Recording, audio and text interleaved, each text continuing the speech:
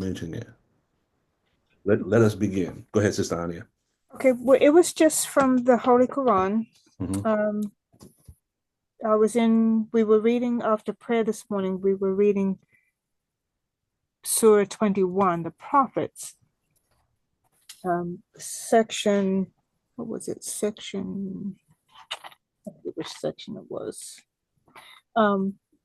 But after the reading, let's see, section 5, that's what it was, section 5 and 6, where it mentions the different prophets. Mm-hmm.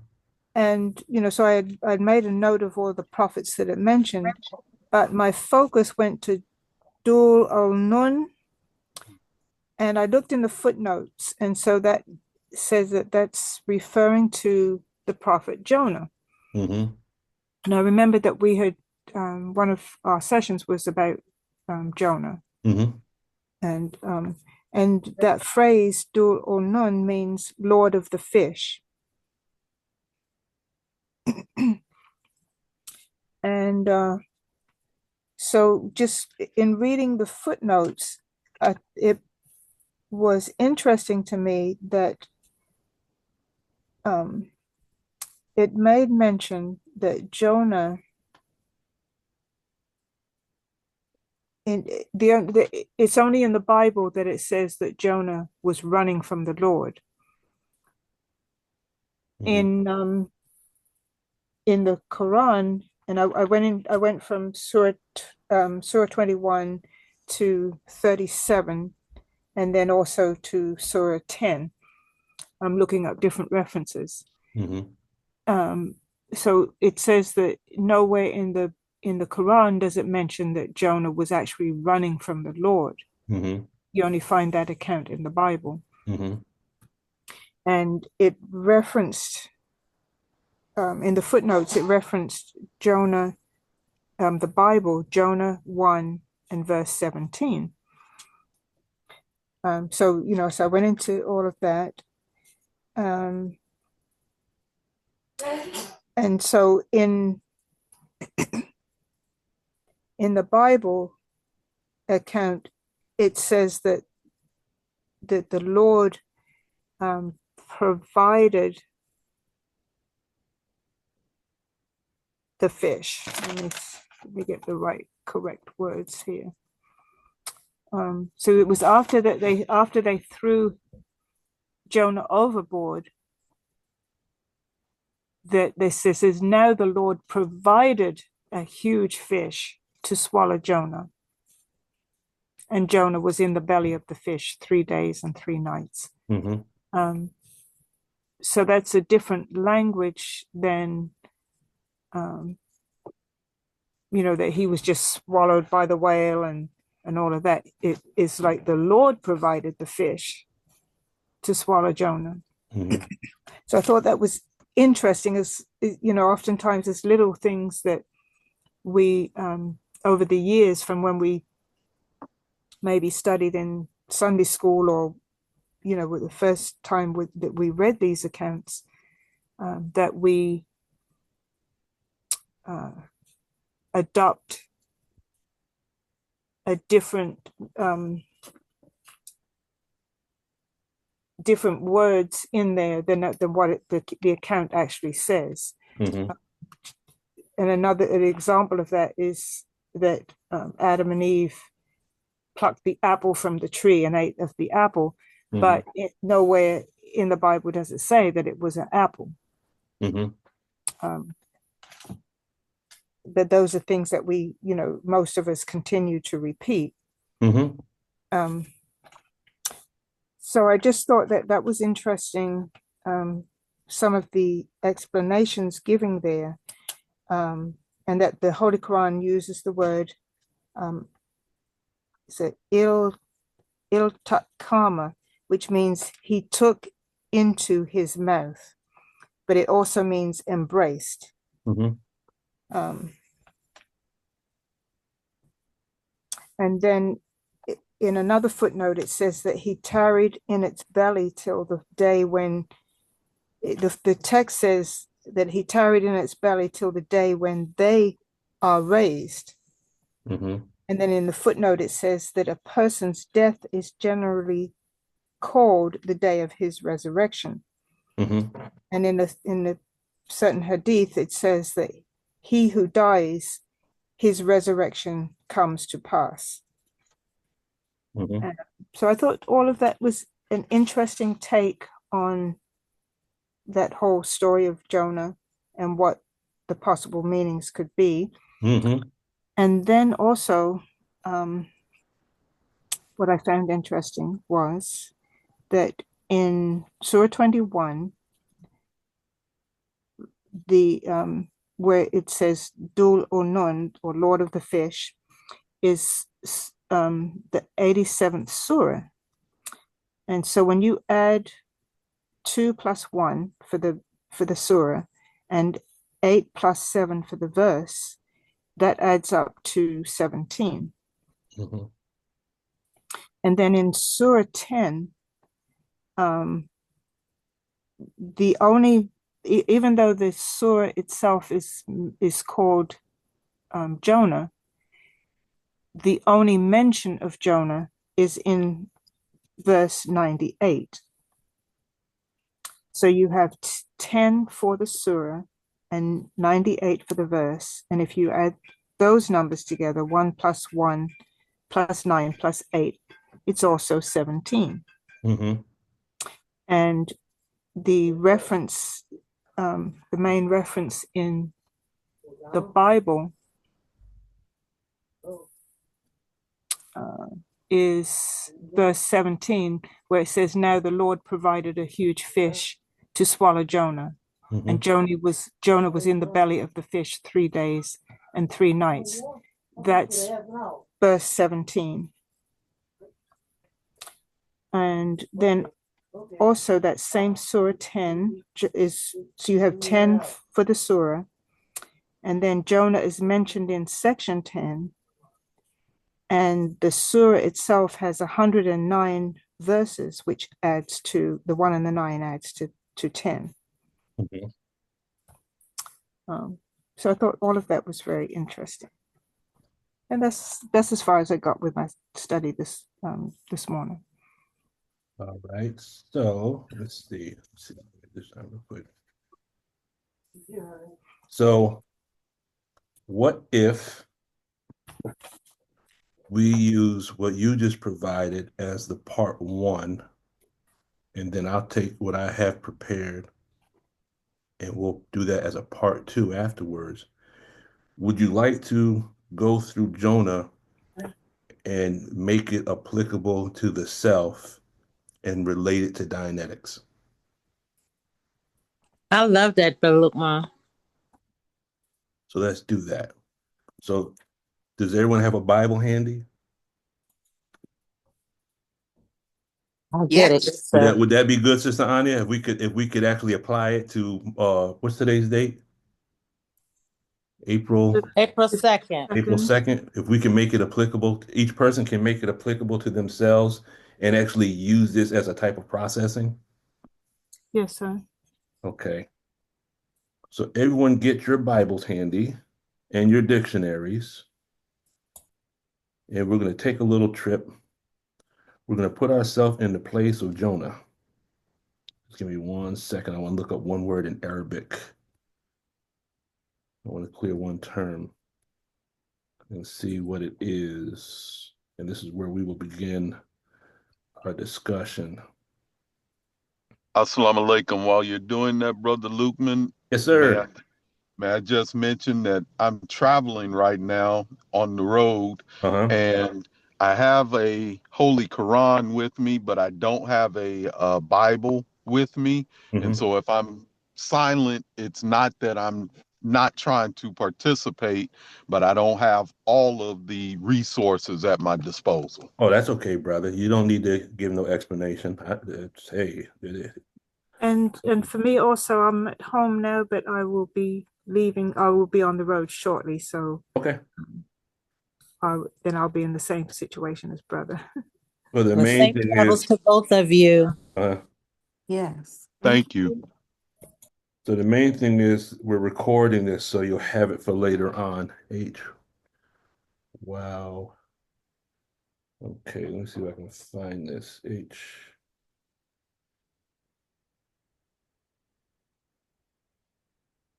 Okay, so let's begin. Let me pull up let me get to Jonah. Because it's interesting because when you look at the first part of Jonah, uh, the first chapter of Jonah, and I know we actually did this in a Zoom meeting. And if you look at it, here we go. It's like it's describing in the form of an allegory what takes place prior to aberration or the things that lead up to becoming aberrated. And then the second chapter of Jonah is describing what goes on in someone's mind while they're dramatizing or while they're re-stimulated. Does that make sense? Yes, sir. Yes, sir. So now let's look at the book of Jonah. Uh, so the third verse says, But Jonah rose up to flee unto Tarshish from the presence of the Lord and went down to Joppa. And he found a ship going to Tarshish. So he paid the fare thereof and went down into it to go with them into Tarshish from the presence of the Lord. Now, I'm trying to do this off the top of my head. Tarshish, if you research that word, it represents a city where individuals used to forge metals. Who just dropped off? That was Sister Jaslyn. Okay. So now, if you look at it from the perspective of the Holy Qur'an, it says he went away in wrath, correct? Okay. Okay, he went away in wrath. That means he was already had a bad attitude. Okay. Okay. But when you look at it from the standpoint of the Bible, remember, Bible is allegory, metaphor, simile. Hmm. So if you now again, this is all just how I interpret. This is just how when I used to study this, this is just, in the words of the minister, these are the jewels that Allah showed me. Right. So if you notice this, when he rose up to flee from the presence of the Lord, automatically it says he went down. How would you translate that into the tech? He went Going down the down tone this, scale. exactly. Right. So we could look at Lord here representing higher tones, right? Right. Okay. But as soon as you leave the presence of the Lord, so we're translating biblical language and we're going between biblical language and Dianetic language. The presence of the Lord we'll say is tone 40. Can we say that? Yes. Okay. Yes, sir. So when we leave tone 40, we automatically are going down, correct? Yes, sir. Okay. Yes. Now the word Joppa, when you translate the word Joppa, it means that which is beautiful. In other words, we could say uh, the thing that makes us leave the presence of the Lord are the things that we find attractive. Kind of Okay. like whispering, the whispering of it who whispers into the hearts of men. In other words, the things that we find appealing 9 times out of 10 are the things that take us out of tone 40 and cause us to go down scale. Does that make sense? Yes. Okay. Then it said, and he found a ship to Tarshish. So now if we look at Tarshish as a city, that is it's like a refinery. In other words, a place where they take metal and they remove the imperfections. Does that make sense? Yes. Okay. So the way we can kind of summarize that first verse is whenever we turn away from God, we're going to run right into the very thing that's going to purify us. Mm. Does that make sense? So when we run from God, even in that running from God, that's still part of the process of our purification. Okay. Does everyone Make follow that? Yes, sir. And Brother Lukeman, I had a cognition with that statement. Mm-hmm. The trader got our ancestors because he promised them more gold than they were already receiving in their own land. Hey, brother. Mm-hmm. And so, as you mentioned, refinery and the clearing of the dross away from metal or Mm-hmm. gold, the appeal, the running to or going to Tarshish, could it be that there was a desire for more than what he was already receiving at Mm-hmm. Tone 40, Mm-hmm. which is our story of how we got tricked into coming over here or being brought over here. Mm-hmm. That was my cognition, sir. No, praise due to Allah. Every one of us are going to be able to understand this concept right here. If you go back on your time track, you'll come to an event where something was put before you.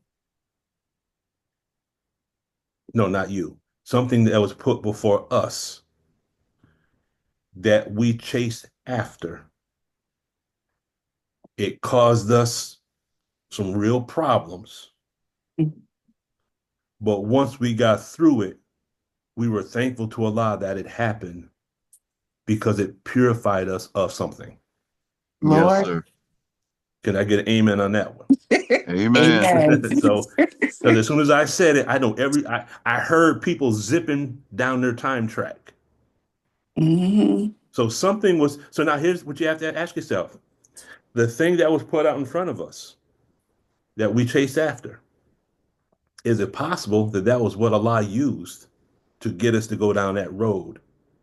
Uh, Mm, the minister says it like this: do men think he'll be left alone on saying he believes and will not be tried? Nay, many were tried before you that Allah may know your heart. The minister said that if Allah is all knowing, why would he have to try us? Because he should already know.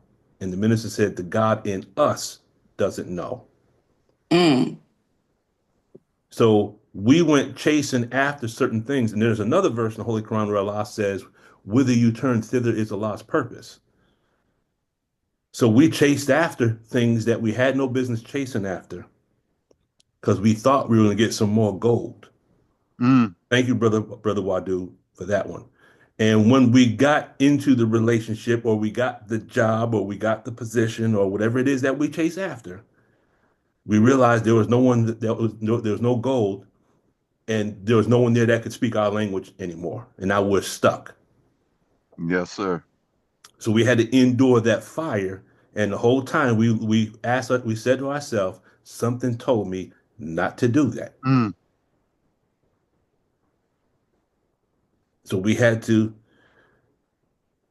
were like Jonah. We were stuck in the belly for a certain amount. See, 3 days to me, three represents trial. So we Yes, were sir. stuck in the belly of something for a certain amount of time. Can everyone relate to that? Yes, sir. Yes. Okay. Go ahead, Sister Deborah.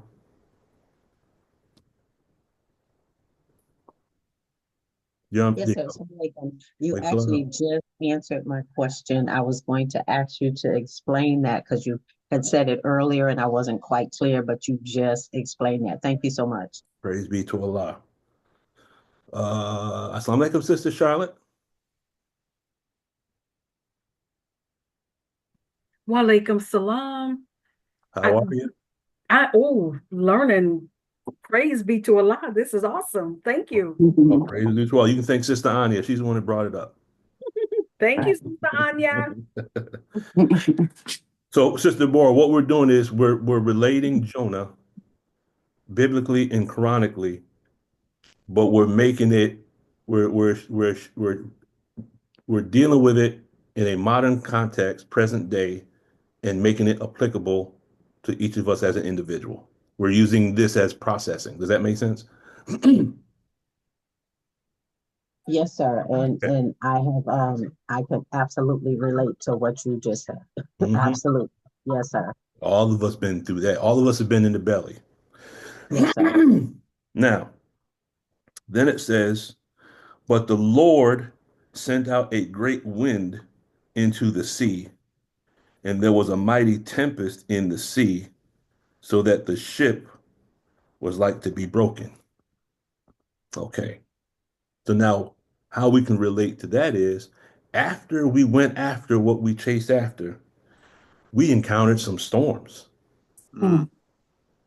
And they were either storms, because if you can someone who has access to a dictionary real quick?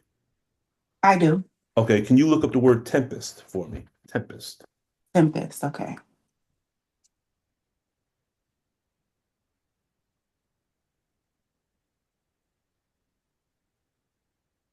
You look up the word tempest, and I'll look up the word ship. I wish I could remember these words in Arabic because it takes on a whole nother level. Tempest. Tempest. Yes, ma'am. Okay, I have it. Tempest is a violent, windy storm.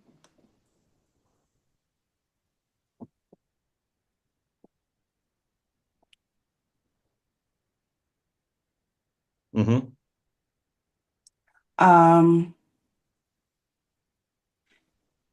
a phrase that can be used is a tempest in a teapot, which is like great anger or excitement about a trivial matter. Oh, there you go. That's restem, isn't it? Mm-hmm. Isn't that dramatization? That's exactly what it is. How are you spelling that word, Brother Lukman? Tempest.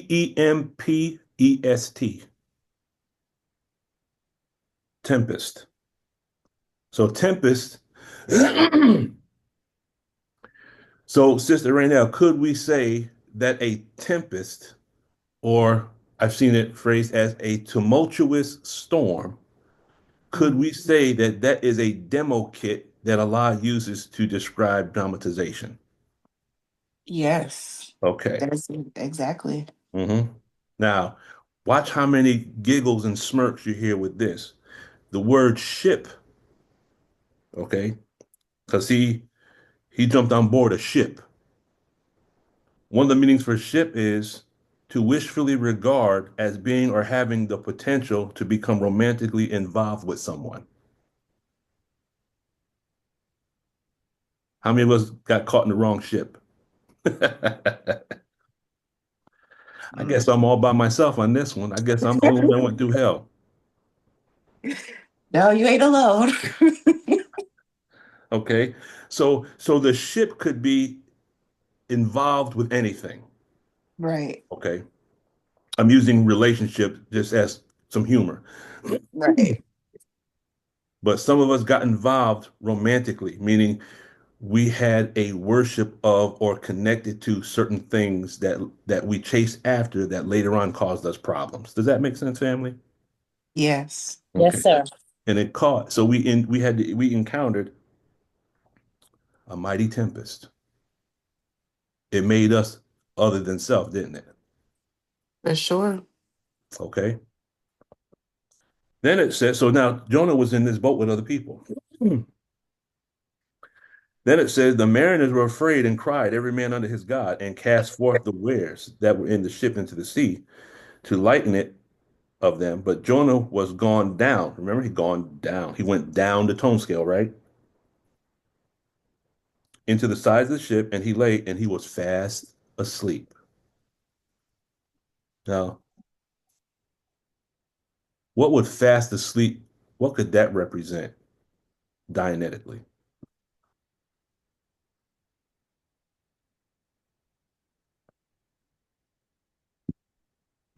If he was asleep, could it mean that he was no longer in his own valence?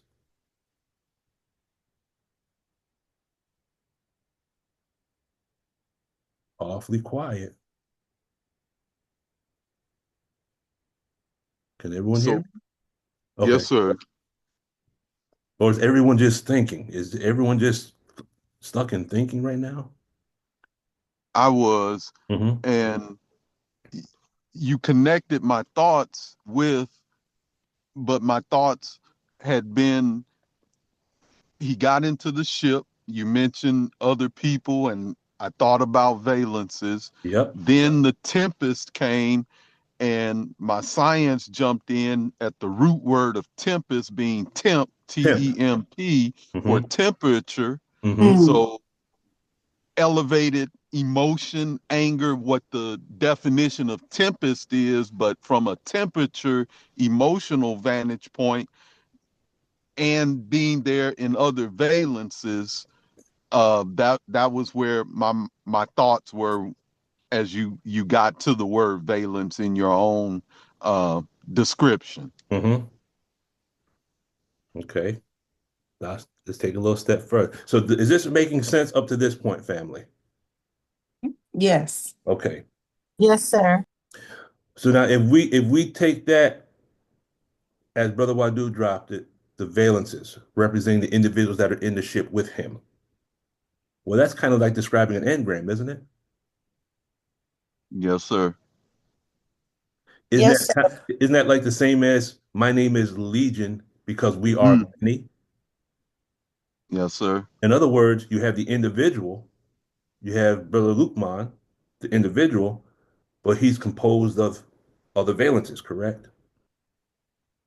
Mm-hmm. My name is Lukman because we are many, meaning each Mm. individual is an individual, but they're also a composite of personalities, correct? Yes, sir. 100%. Yes. Okay. So then, if we look at verse number 5, then the mariners were afraid and cried every man unto his God.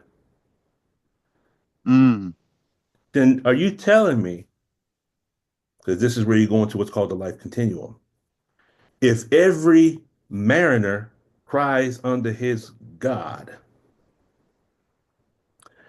is it possible that when we click into the valence of other people, we're now found doing what they used to do, Yes.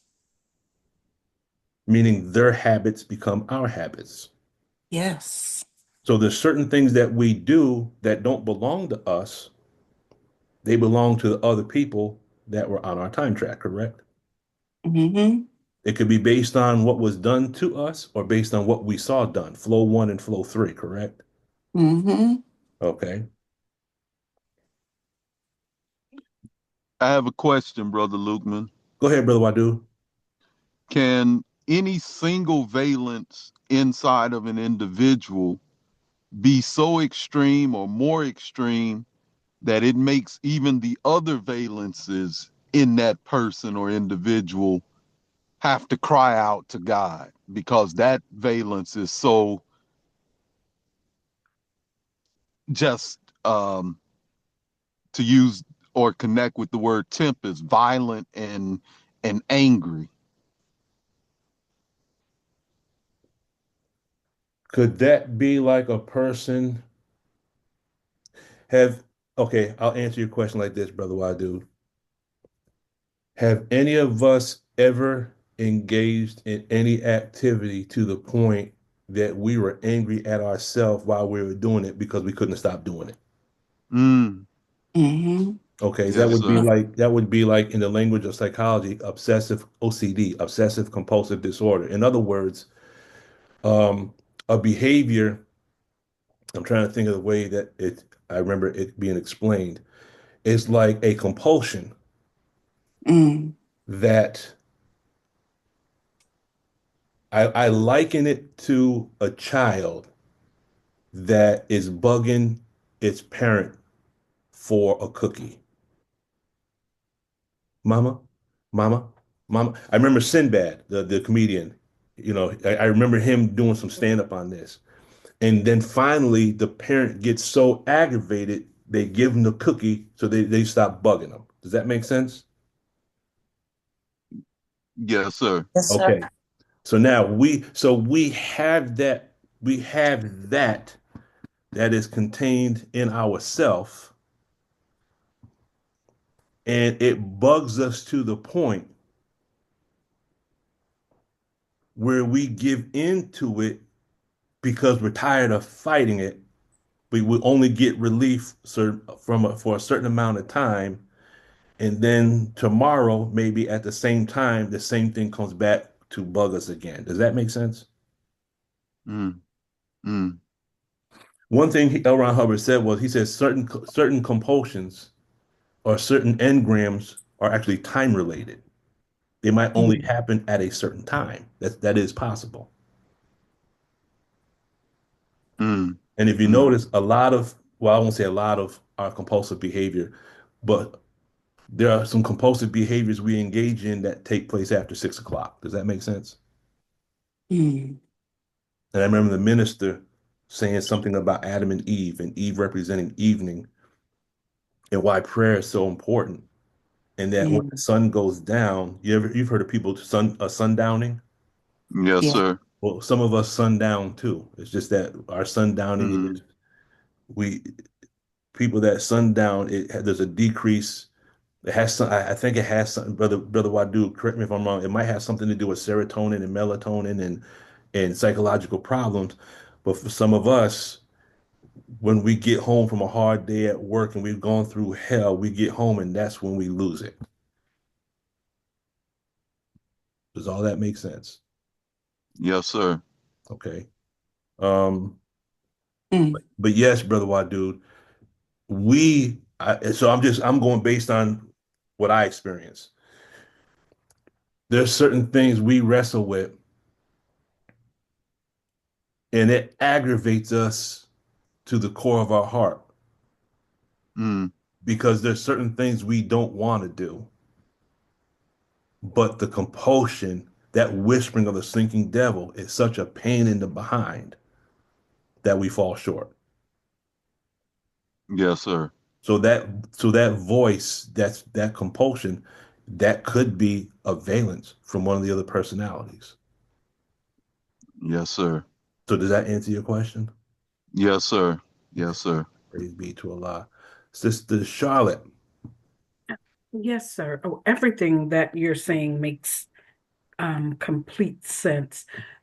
Is it fair to say that because we are um, immersed with various valences, that there's always going to be a dominant valence that kind of almost like I liken it to that movie Sybil, where she had all of those Mm-hmm. different, but there's always kind of a dominant one that directs the other valences. Is that off? No, that makes perfect sense. That makes perfect sense. A real good movie to watch, modern day, is that movie called Split. Have you ever seen Split? No, sir. Yes, sir. Mm, Um, well, I'll tell you what. Let me. I'll pull up a clip mm. after we handle the question from Sister Raynell, Sister Jacqueline. I'll pull up a clip, and that might add some mass to what you're asking, Sister Charlotte. Yes, sir. Okay, Thank you. go ahead, Sister Raynell. I think it's in the Dianetics book where it says that we take on, when we're in pain, we take on the valence of the strongest person around us or the most dominant person The most around dominant one us. in the engram. Exactly. Hmm. And I think it's so true because when I did my last auditing session, I realized that one thing that had been like sticking with me is when I grew up, grandmother, I always felt like she kind of like hated me, right? Hmm. She never said it outwardly, but her actions, the way she would look at me. And I realized that I took that a part of her personality on myself, and I was hating myself, Hmm. and after that auditing session, I haven't like experienced that anymore, Hmm. which is really interesting. Yes, ma'am. Hmm. Mr. Reno, did you ever do the course called Life Continuum? No, I didn't. I haven't Okay. done it yet. A quick synopsis of Life Continuum is this. He says that we take on the characteristics and the qualities of individuals in our life that have either failed, have either left us, or have either passed away. Mm, We take on certain characteristics of these individuals. It would be comparable to in the Holy Qur'an where it said, and I'm paraphrasing this, it says, but why do you do X, Y, and Z? And the response is because this is what we found our fathers doing. mm, Okay. It's like certain individuals take on certain characteristics. And now the word in Arabic for father also means family, or it also means parents. So it's just not limited to just the father, but the Arabic word encompasses family. So, you could say to a person, why do you do X, Y, and Z? And the response would be, but that's what we found our family doing. mm, That's what I found my parents doing. In other words, the characteristic that I have was given to me through a contagion or aberration by contagion. Does that make sense? for sure. We have behaviors that we wrestle with, and it was either a flow one, it was something that was done to us. Mm-hmm. And so since it was done to us in that event, the person who did it was the dominant individual and we were the non-dominant individual. But when we manifest this quality, we manifest it towards other people, but we take on the dominant valence. Does that make sense? Yes, sir. Yeah. Okay. Or it was something that we witnessed between. So some of us witnessed things between our parents. And in that event, one was dominant, one was non-dominant. So there have been times, and what happens is some people, I remember in the video, I can still see the video of the Dianetics, that preferably take on the dominant role in the engram, but you can take on the non-dominant role in the engram.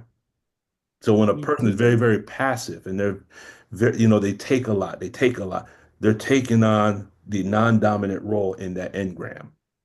Does that make sense? Yes, Oh. sir.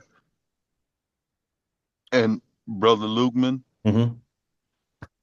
what I may be able to add to that from a medical vantage point, Hmm. possibly, is that I don't think it's all genetics. That Hmm. we always hear that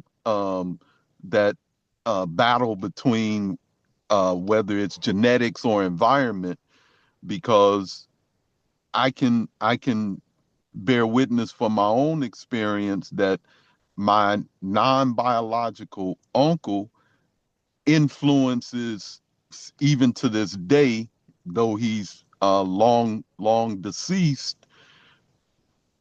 So it was environment, seeing him, being around him, that imprinted such dynamics into my own valences and thoughts and dynamics. Fortunately, from my observation, he was a good person, a very good man.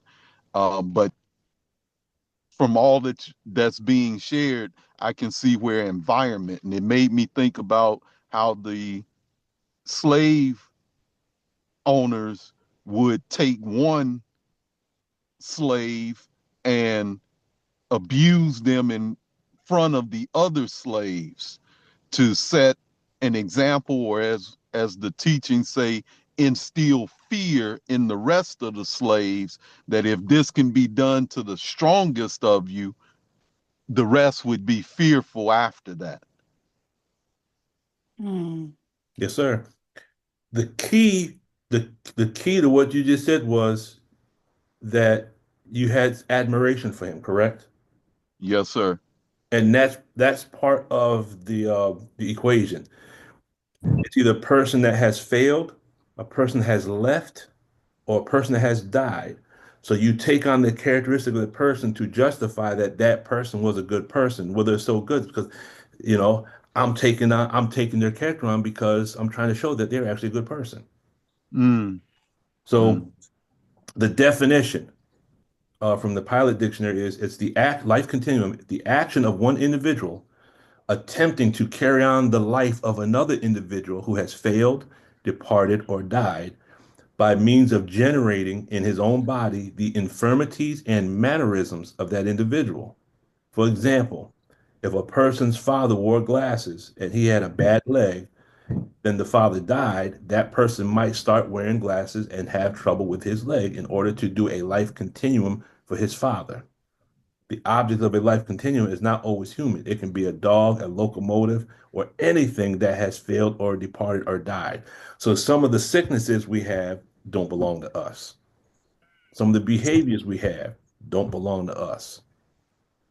It's actually we took these things on to verify or show that that person who's no longer present was not a bad person. Does that kind of make sense? I, That's to me. I know I'm skipping, Sister. That's powerful, Brother. How is it only through auditing that you can remove that life continuum? And I apologize, Sister Raynell, for jumping ahead. No, because Oh, let me take it off. remember, you might have the behavior and you're not even aware that it belongs to someone else. You just think it's how you are, and it's not yours. But when you realize that, then how do you Once you rid of realize it, it begins. Once you come to the realization of something, you've identified the root. Now it begins to diminish. The strength of it goes away through, and that's done through auditing or processing.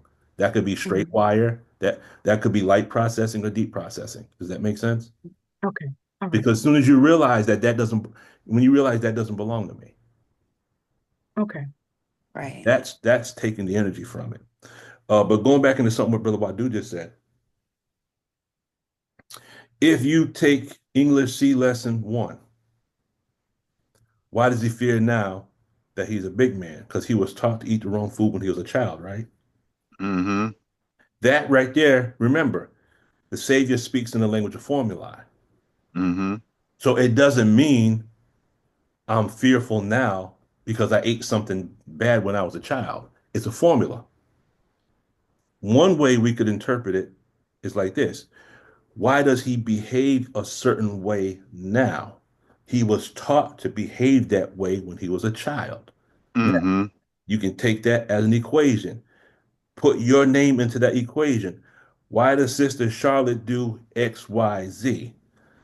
Sister Charlotte experienced something with regards to X, Y, Z when she was a child.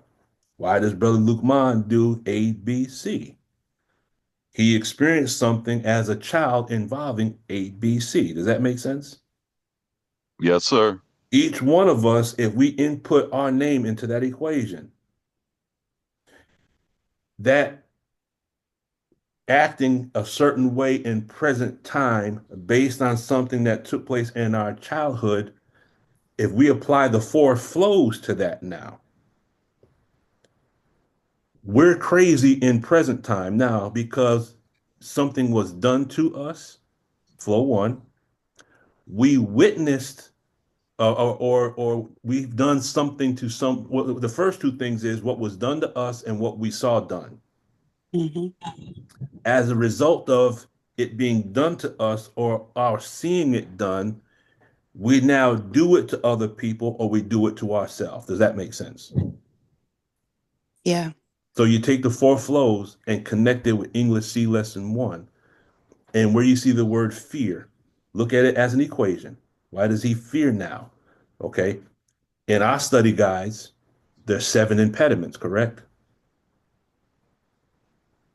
Y'all with me? Yes. Pride, envy, greed, lust, fear, anger, and vanity, correct? Hmm. Okay. So you can, so for me, if you look at that as a formula, input any one of those words in there. Why is he greedy now that he's a big man? Because he was taught to be greedy when he was a child. Why was he whatever? So this becomes a self-study. If we are honest with ourselves, okay, here's the exercise. Here's your assignment. Go down to restrictive law.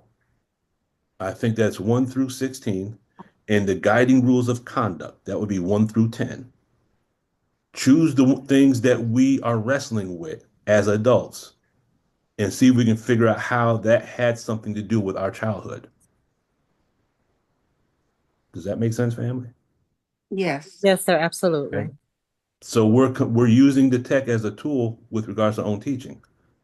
Because in looking at the restrictive law and the guiding rules of conduct, we might locate 4 devils, correct? Oh yeah. Unless Lord, thank- unless all of us here are 100% to the restrictive law and the guiding rules of conduct. But if we're not 100%, then we have some work to do. That's where we can locate our devils as adults. And that's why the minister said, be patient with yourself, because what we're doing now as adults is not, it doesn't belong to us. Mm. It's something that was either done to us or something we witnessed. And now we're stuck. Certain times of the day, we get restimulated and we get stuck in the valence of someone else. And that's why we engage and do the things that we do. Does that make sense? Yeah. Yes, sir. Okay.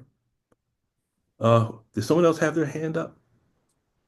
I did, Brother Lukman. Go ahead, Sister Jacqueline. Um, when you were I hope I can get back to where I was, but when you were speaking earlier about, and I love well, appreciate the way Brother Wadu broke that down. Mhm. But when you were speaking, it made me think of in the Quran where I have been so overcome with, I guess, what you've described as being in a stupor.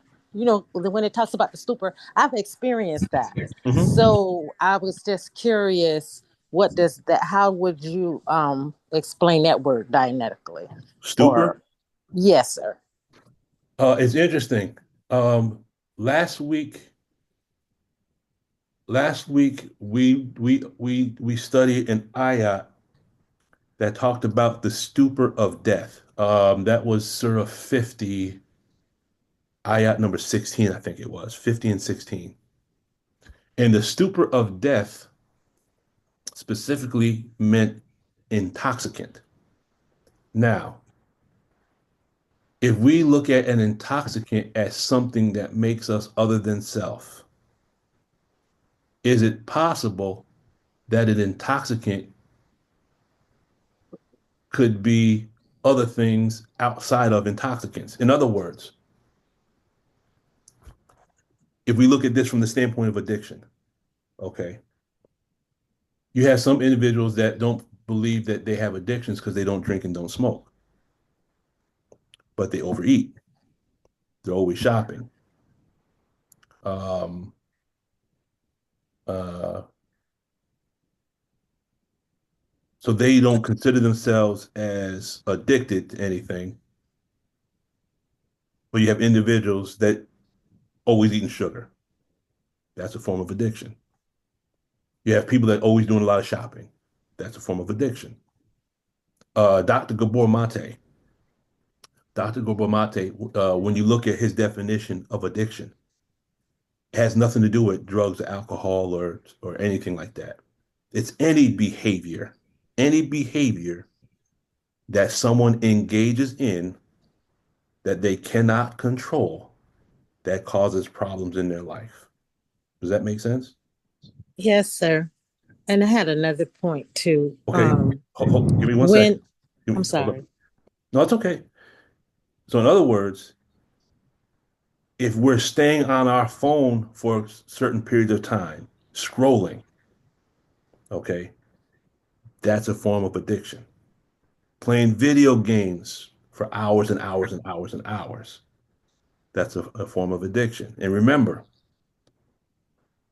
in the Holy Qur'an, it talked about Pharaoh using the enchanters to dissuade the people, right? Yes, sir. Okay, but now, and we mentioned this before, but if you take the word enchanters and you look at it present time, 2025, it's funny, but the word enchanter means magic lantern and sliding projector.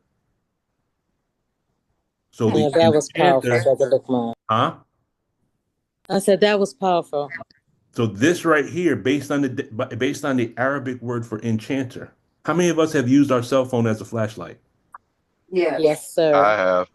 So couldn't we call this a magical lantern? Yes, sir. How do we scroll through? Do we slide the screen? Yes, sir. So then it's a Yes, slide sir. projector, right? Yes, Mm, sir. Haven't we become enchanted by this? mm. Yes, sir. Isn't this what Pharaoh is using to control the people Yes, he is. through what's called the influencers? So true, so relevant. Okay, so it's all connected. It's all connected. It's just we're taking the scripture and now we're looking at it in present time. And that's the beauty and the magnitude of Islam. The Holy Quran is a book that's been used for thousands of years. And here we are in 2025, and we can still use it with respect to to each individual today. Does everyone follow that? Yes, sir. Sir. Assalamu alaikum, Brother Wahid. Well, salam. How are you, sir? I'm fine, sir. Glad to see your smiling face, Brother Wahid. Let's see. Anyone else have their hand up, or can we go ahead and proceed? All right, let's keep it moving. So now, can we also say, that the people in the ship, the other people that were with Jonah, could we say that they represent family members? In other words, it says, so the shipmaster came to him and said unto him, what meanest thou, O sleeper? Arise, call upon thy God, if so be that God will think upon us that we perish not. And they said, every one to his fellow, come and let us cast lots, that we may know for whose cause this evil is upon us. In other words, because Jonah was running from God, he was in the ship. So the storm that was coming was causing a problem to the mariners that were in the ship with Jonah. Does that make sense?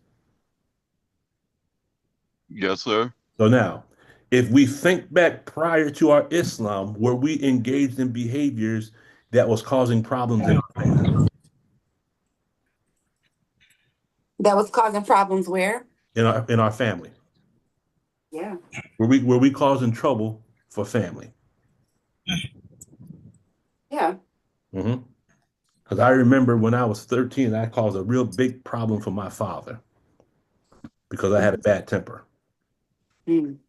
Luckily, I was young enough where I wouldn't had to do time for it. But anyway, all of us have something we did pre-Islam, correct?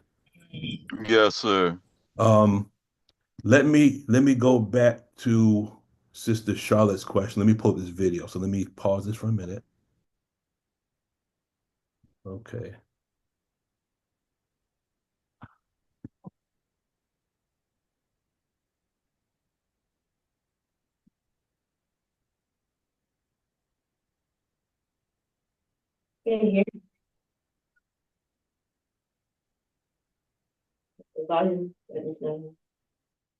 There's no sound. You don't hear it? No, sir. Yeah, I think we're about to hear it. Okay, let me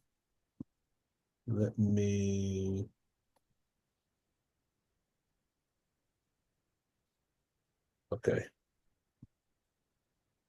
Can you just go back to the beginning?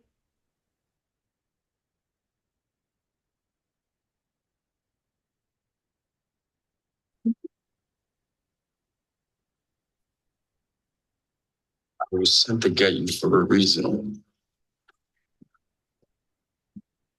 There's a flower on the pillows, a flower in the bathroom. Like we're important. The only chance we have is if all three of us go crazy on this guy. Miss that. Maybe she can help us. Don't worry. He's not allowed to touch you. He knows what you're here for. He listens to me.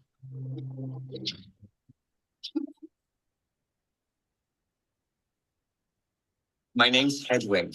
What age are you? 9. I've never seen a case like this before. 23 identities live in Kevin's body. Who are you? Get out of here, Hedwig. You trying to trick me? I'll tell on you. Aren't you the clever one? An individual with multiple personalities can change their body chemistry with their thoughts. Someone's coming for you. Who's coming? The beast.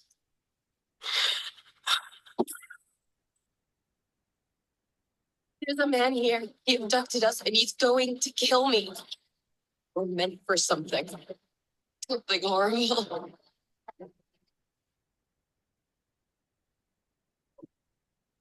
The world will understand now. The beast is real.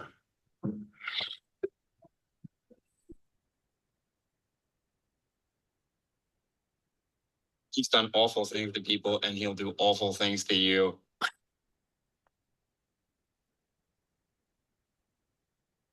Does that answer your question, Sister Charlotte?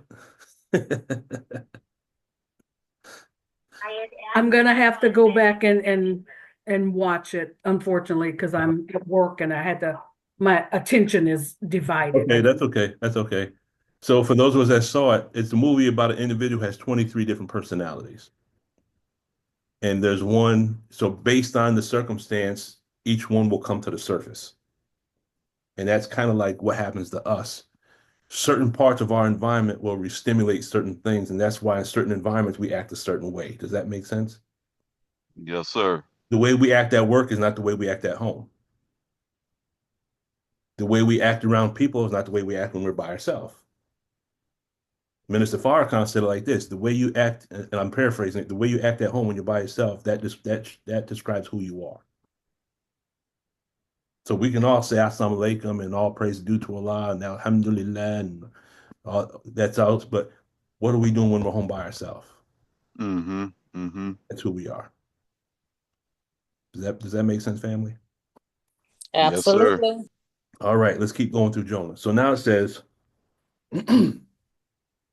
then said they unto him, tell us, we pray thee, for whose cause this evil is upon us. What is thine occupation, and whence comest thou? What is thy country, and what people art thou? So basically, these mariners are asking him who he is. His identity is hidden. So that's kind of like the way we are. 9 times out of 10, the way we act throughout the day, that's not even us. We're in the valence of other people, and we don't even realize it because we've been in the valence for so long that we think that that is us. But the things we're doing and the things we're saying are actually the characteristics of somebody else. Does that make sense? Yes, sir. Sure. Let's see. Who have I not spoken to yet? Sister Sultana, assalamu alaikum. Welcome assalam, family. How's everyone? It's fine by Allah's grace. Thank you for coming. We got the scientist from the islands, Brother Eric. Assalamu alaikum. Walaikum salam. How are you, Brother Eric? Allah's mercy, doing good. Sir. How about you? Alaikum family. Salam. We have Brother Donald. You can see me. Donald, have you been with us before? Can't hear you, brother. Still can't hear you, Brother Donald. Brother Donald is with Brother Wahid, and Okay. so we invited. Okay. Yes, That's sir. fine. Praise be to Allah. That's fine. And then we have the world famous mathematician, Sister Shayla Muhammad. Assalamu alaikum. Walaikum salam. Walaikum salam. Walaikum salam. All right. Let's see. Let's keep it going. So now it says, I'm gonna drop down to the end of it where it says, now, if you look at the word fish, here's the key. Here's the key. If you look up the word fish, have you ever heard the saying talk about something that you're fishing for? What does that mean? Something you're fishing for? Looking for answers. Looking Yeah. for answers, Something you was expecting to find? something you're expecting to find. And Have sometimes it can just be nosy too. it could be nosy, yes. Yes, yes, yes. Yes, yes, yes. Could it also be, now let's go into our pre-Islamic days. Did we ever fish for anything? And You mean go after something? there you go. Go after something, right? Have you ever been so down and out that you had to fish through the car to find change in order to buy something?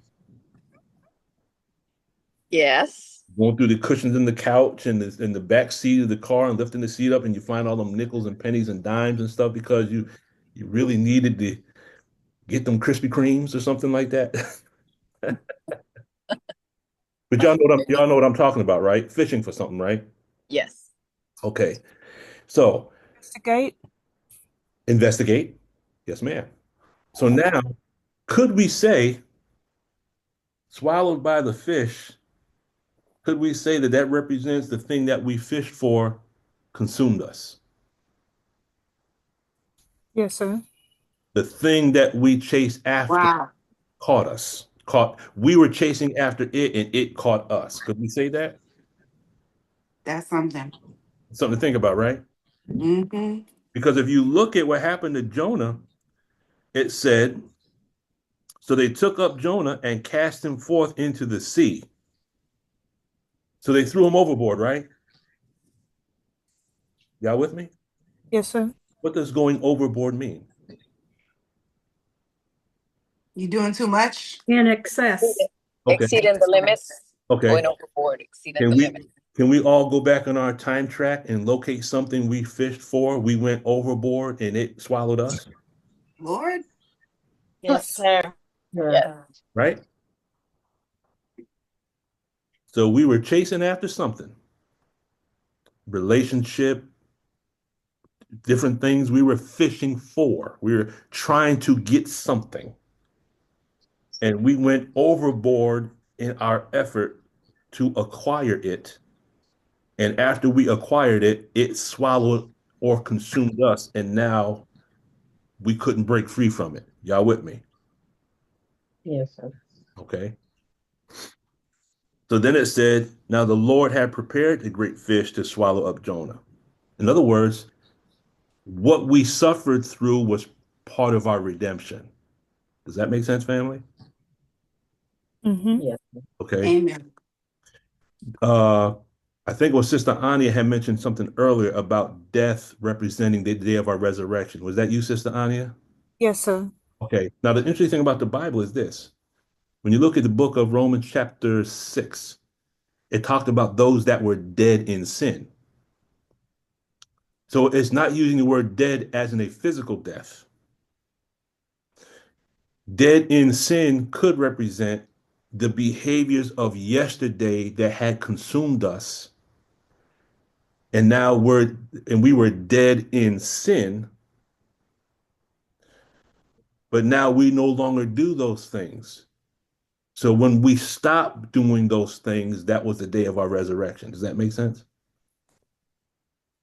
Yes, sir. Does. Okay. So it said, the Lord prepared a great fish. So some of us, we cry out and say, God, why would you allow that to happen? Why would you do that? It's like, no, that was a result of what our hands, that was the decision that we made, correct? Yes, sir. Mhm. Yeah, and again, going back to the biblical text, Mhm. they the, they were they were on the boat experiencing the storm, Mhm. and initially when they questioned Jonah and he said, well, throw me overboard, they didn't want to do it at first. So that could be us, coming to terms with this is the problem, but then we don't want to face that that's the problem. So they try to row back to shore, but the storm was so fierce that they couldn't get back to shore. So that's us trying to deal with it in our way without confronting it. without confronting it and not getting anywhere. Hmm. So eventually, the people, they prayed before they threw him overboard because they didn't want to be guilty of murdering Jonah. So they prayed and asked for forgiveness for throwing him overboard. And then when they threw him overboard, then everything got calm. So if we're looking at that in ourselves, it's us coming to terms with it that we have to go to Allah to resolve the problem. And then the throwing overboard could be us just turning it all completely over to Allah. Mm-hmm. And then as soon as we do that, then it becomes calm. Mm-hmm. And then it says, and then the Lord provided the fish. So now he provides the big safety net Mm-hmm. to catch us. So we could look at it that way. Yeah. Yes, ma'am. Now, let's look at what happens before we get to that point, though. I see what you're saying, and I agree 1,000%. We have to get to a point where everything we're doing that's not right and exact, we got to throw it overboard. We got to get rid of everything, correct? So Let's look at the second chapter real quick and see how this actually is speaking in the language of metaphor and allegory, what is equivalent to what is taught in Dianetics Book 1 in Science of Survival. So now, whenever we say Jonah, you just input your name. Does that make sense? Yes, sir. Okay. So then Jonah prayed unto the Lord his God out of the fish's belly, meaning now Jonah is caught up, is stuck. What he was fishing for, he got swallowed by. Does that make sense? oh my goodness. Okay. So now that he's stuck in that situation, oh God, if you just take me out of this, I'll never do it again. That's kind of like what we've all have said at one point in time, right? Yeah. Yes, sir. Okay. So now each one of us is in the fish's belly. Then it says, verse 2, and said, I cried by reason of mine affliction unto the Lord, and he heard me out of the belly of hell. So now we're not talking about the belly of fish. We're talking about the belly of hell. So the fish and the hell is synonymous with mine affliction, isn't it? Hmm. Does that make sense? Brother Lukman, wouldn't the belly of the fish represent hell, though? Wait, would the belly of fish represent what? Us being in hell? No, that's what I'm saying. That's what I'm saying. Okay, okay. I'm saying. Because now let's look at this. Let's look at this using a digestive theology. After learning digestion, which is Islam, and Islam is digestion, it stands true. You can always prove it no limit of time. But now we're going to speak a digestive theology. Does that make sense? We're going to use the science of digestion to teach Islam. Because when you deal with the belly, digestion doesn't necessarily take place in the stomach. Digestion takes place in the small intestine. The stomach is what prepares the food to be digested. Does that make sense? Yes. Does that flow correctly, brother doctor? He might be busy. But what the stomach does is the stomach produces the acid that breaks down things slowly over time to prepare it to be digested. Does that make sense? Yeah. And it's interesting. It's interesting. Interesting. What a coincidence. This is just a little sidebar, but this is just based on something else I was studying. We're told that light strikes the sun every 500 seconds, correct? Yes, sir. 8 minutes and 20 seconds is also the same as a circuit of blood making one trip in the body, right? That's right. Okay. Mhm. Well, the thought is this. If the amount of time it takes to strike light, to strike the sun or strike the earth, has something to do with the circulatory system, is it possible that the amount of time it takes for light to strike the other planets teaches us something about the other systems in the body? Does that make sense? Did I just lose everyone? Did I just lose everyone? No, sir. Does that make sense, family? Because why would the sun striking the earth give us a clue with regards to the circulatory system, but there's no connection between the sun striking the other planets and the other systems in our body? Does that make sense?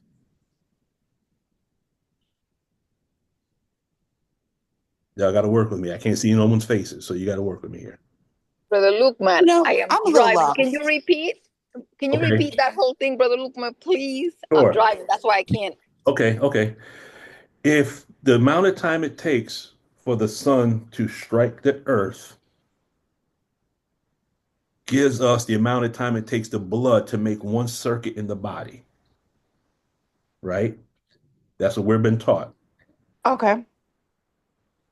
If that light striking the earth gives us a clue with regards to the circulatory system, what could the sun striking the other planets teach us about the other systems in our body?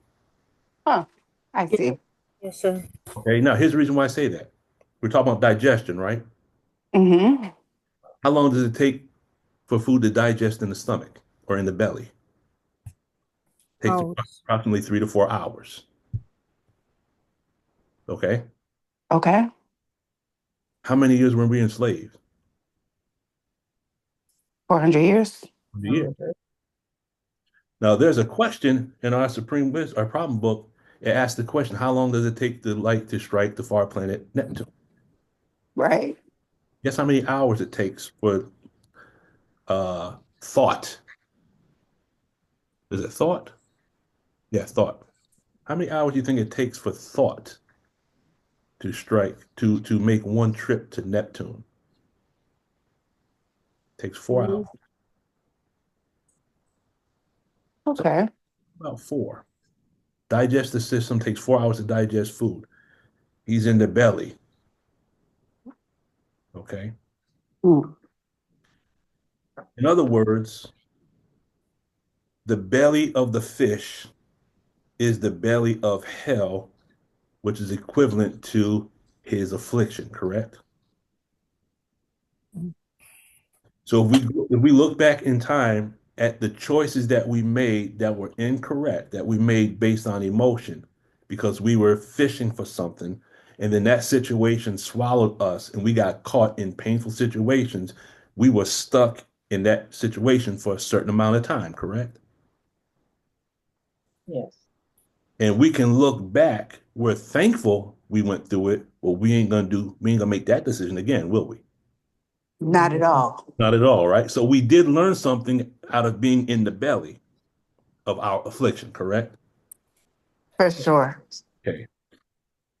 Watch this. If we go to verse number 3, it says, "For thou hast cast me into the deep, in the midst of the seas, and the floods compassed me about. All thy billows and thy waves passed over me." So wouldn't that describe, if we're being in the deep, couldn't that be like synonymous with being like below 2.0? That makes sense. Okay. And if we're in the deep, that means we're below 1.0, which now we're in grief and apathy, correct? Mm. Then I said, I am Yes. cast out of thy sight, yet I will look again toward thy holy temple. So now it seems like Jonah's starting to reverse that tone scale, isn't it? Say that verse again, please. Verse number 4 says, Then I said, I am cast out of thy sight. And sometimes we feel the same way. God don't care about me. Hmm. He don't, why would God love me? But then it said, Yet I will look again toward thy holy temple. Let me start going back up this tone scale. Right, right. Okay. Okay. Then it says, The waters compass me. Now this verse is key. The waters compassed me about, even to the soul. The depth closed me around about. The weeds were wrapped about my head. Now here's interesting. What does a weed do? It doesn't Suffocates. choke out the plant. Say that again, Sister Deborah. It chokes out the plant. It suffocates or chokes out other plants, meaning it robs nourishment from the soul so that the other things can't grow, correct? Right. So now we're in this aberrated state. The weeds that are wrapped around our head we could say represent thoughts that are sucking the life from us, that keep Mm-hmm. us from doing things that are productive. Could we say that? Mm-hmm. Yes, sir. So the weeds wrapped around our head could be the demon circuits. It could be certain thoughts and behavior. We have certain thoughts that suck the life out of our own self. The minister says we got to get our own foot out of our own way, correct? Yes, sir. Do any of us have weeds wrapped around our head right now? Yes, sir. Okay. Then it says, I went down to the bottoms of the mountains. Now, here's what's interesting. It says, I went down to the bottoms of the mountains. That's exactly where Jesus found Legion. So he was at the bottom of the mountains cutting himself with rocks. In other words, he was abusing himself, right? Mm-hmm. Wouldn't that be like a flow zero, what we do to ourselves? Right. Okay. Have we or are we presently cutting ourselves with rocks? Meaning, are we telling ourselves what we can't do and what we can't accomplish? Mm-hmm. Possible. Possible. Mm-hmm. Okay. Then it says, I went down to the bottoms of the mountains. The earth with her bars was about me forever. Yet hast thou brought up my life from corruption, O Lord my God. When my soul fainted within me, I remembered the Lord, and my prayer came in unto thee, unto thy holy temple. Now, here's the thing. This next verse kind of describes our inability to confront. It says, They that observe lying vanities forsake their own mercy. In other words, those that believe the BS that they tell themselves Lord. cannot receive the mercy. Those that Mm. lie to themselves, those that cannot confront. Does that make sense? Yeah. Sister Shayla. Oh, you just answer it because sister somebody said possible. I can tell you absolutely. I have done that to myself. Mhm. Absolutely. Praise due to Allah. So, chapter 2, verse 8, that's one of the keys. Those that observe lying vanities will translate it into modern terminology. Those that believe their own BS. People that they just lie to themselves. In other words, you can't even start the atonement process. Does that make sense, family? Yes, sir. Then Yes, it sir. says, then it Does. says, But I will sacrifice unto thee with the voice of thanksgiving. I will pay that I have vowed. Salvation is of the Lord. And the Lord spake unto the fish, the affliction, and it vomited out Jonah upon the dry land. Does that make sense, family? Yes. So here we have Thank you, Sister Anya, for bringing this up. Chapter 1 and chapter 2 of Jonah. So we're talking about Jonah using the metaphors and allegories to represent individuals. So now if you want to talk to someone who's a Christian, you can talk to them about Dianetics, but just put it through the language of the Bible. Does that make sense? Yes. Yeah. Now, it just so happens that Sister Anya's question is actually connected to what we wanted to present today based on the Holy Qur'an. So before we go into that, does anyone have any questions, any thoughts, any comments before we move forward? Are you recording this, Brother Luke? Yes, ma'am. Great. Let's see. Okay. Let me pull up my Holy Quran real quick. If everyone would turn to Surah 47, we're only going to do 3 ayats, and then we're going to wrap it up. Does everyone have their ayats ready?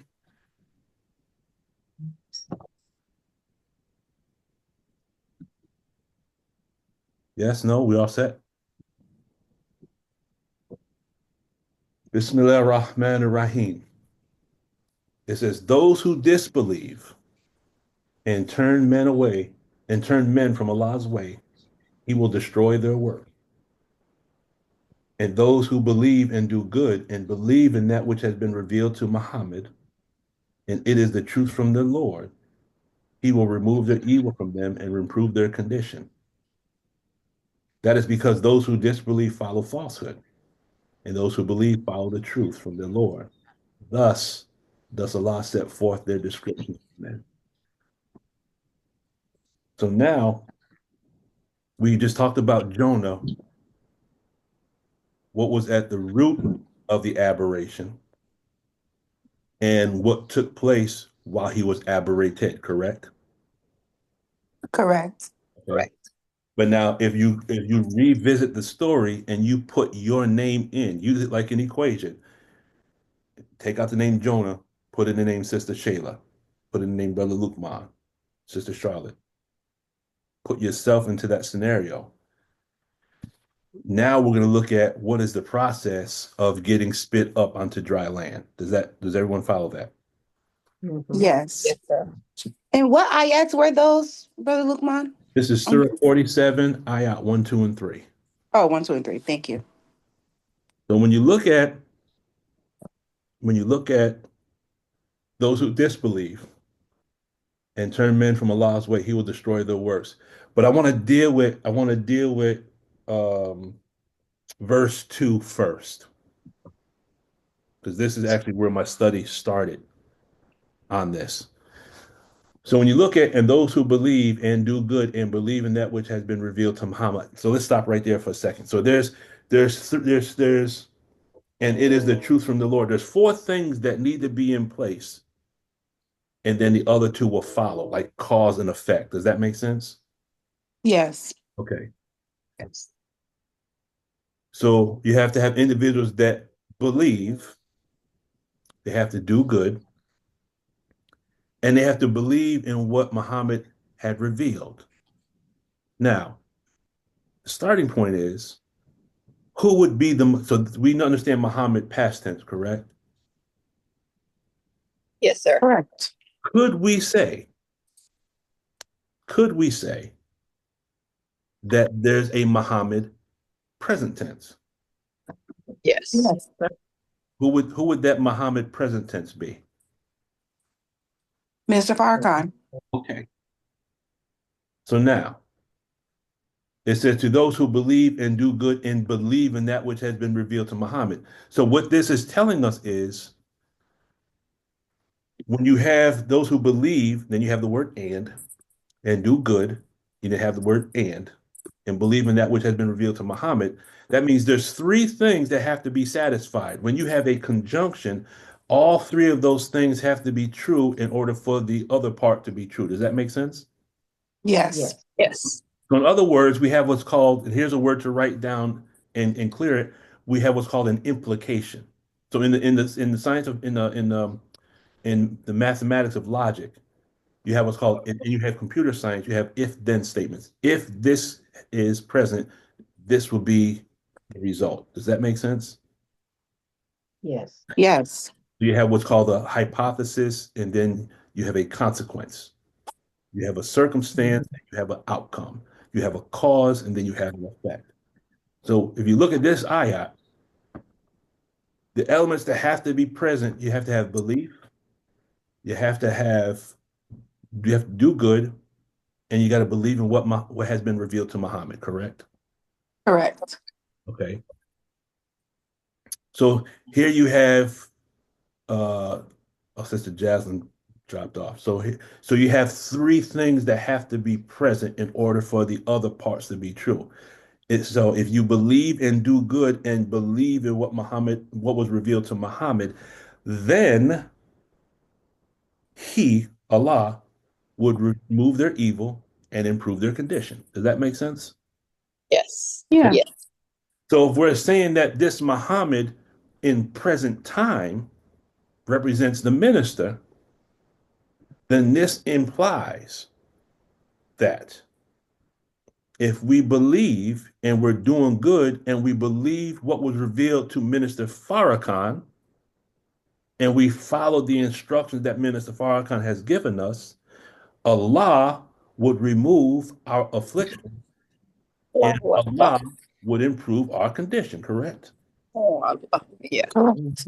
So now Correct. what we want to look at is what is the relationship between remove their evil from the perspective of the tech and what is the relationship to improve their condition with respect to the tech. In other words, are the words in Arabic equivalent to the terminology or processes used in Dianetics? Sounds like they are. Yeah. Remember, that which has been revealed to Muhammad. Did not the Minister Farrakhan say, I found something? Yes. Right. So then something was revealed to him, correct? Correct. Yes. Okay. So there was something revealed to him, and then it says, and it is the truth from their Lord. Now, if it was revealed to Muhammad, present time Minister Farrakhan, and he shared it with us, could it have been falsehood? No. No. No. Absolutely not. Okay. The fact that the minister gave it to us would imply that or follow logically that it had to be the truth from our Lord, correct? Correct. Correct. Would the minister give us something that was not a truth from his Lord? No. No. Okay. Was L. Ron Hubbard his Lord? No. No. Okay. Then when he said he found something, it came through L. Ron Hubbard, Correct. but the root comes from Allah, correct? That's Correct. right. Okay. L. Ron Hubbard studied the Gita, the Upanishads, and the Vedas, which is the ancient teachings.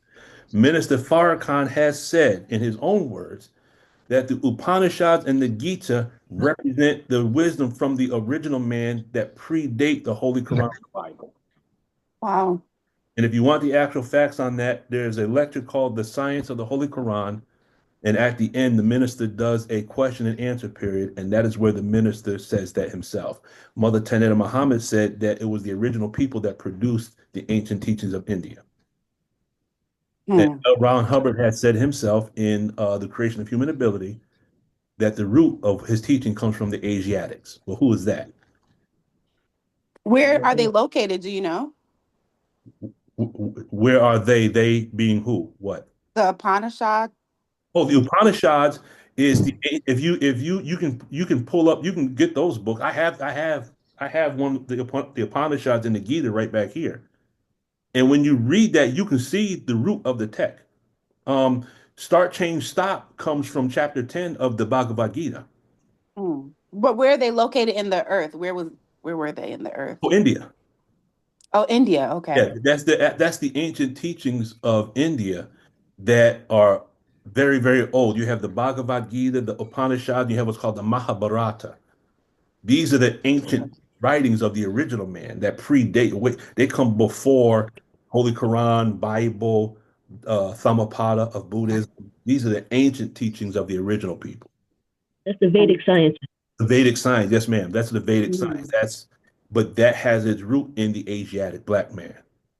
Well, Indians are black. That's right, exactly. Wow. If you don't know, go pull up a picture of the Dravidians. Mm. Dravidians are the blue black. They're the ones that have the caste system. They're what they call the untouchables. Right. Okay, You know, can I say something? of course. I was listening to Dr. Alim the other day. He was doing an interview Mhm. and he was saying he went to a place in Africa. I think it was Somalia. I hope I'm not mistaken. But he was saying that they were singing a song and the song was that village's whole history. And then at the end, when they were leaving, they started singing the song and they added Dr. Alim's name and the other brother he was with to that song and added them as a part of that village history. And Mhm. it made me think of like the Holy Quran, how it's, memorized by the Hafiz in a song kind of. And I was thinking like maybe that wasn't the first time people did that? Probably not. Well, that's what the griots do, and that's how some of our ancestors record their history. But if you look at the fact that the Holy Quran, when you hear someone recite it, um, there's one sheikh in particular I love listening to. Sometimes I'll put it on as I'm trying to drift off to sleep. His voice is beautiful voice. Mm.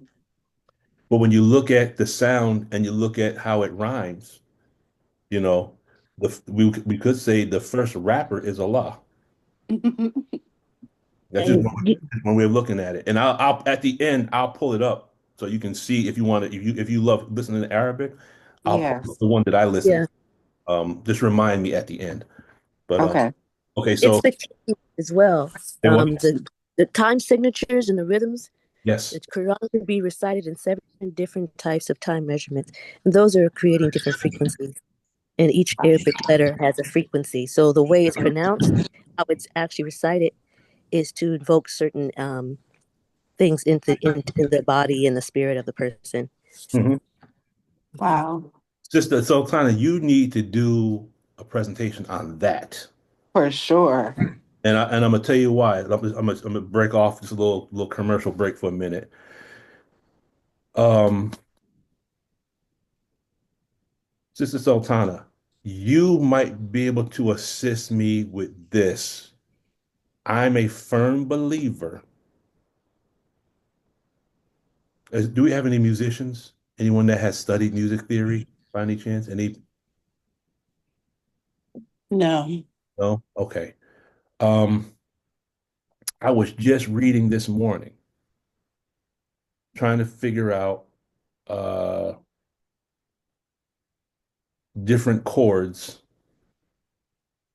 um, different chords, how different chords can provoke different um,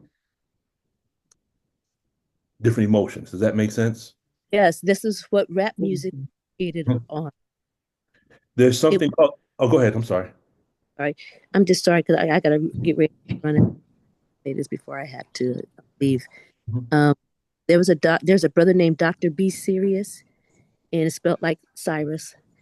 He's a beautiful metaphysics brother, and he was telling us, and he actually was one of the first inventors of the West Coast rap, but he was also a music scientist. He played with Colin. He said the record business people came to him and said, all this positive rap coming from the East Coast, we don't like it. We got to change that. We got to bring up something that counters the East Coast rap because it's too positive. It's giving too much a message. It's making those young people, you know, think too much. So they came up with this called West Coast gangster rap. Hmm. He's the one that developed the beat because he said a beat and the rhythm that invoked the lower chakras.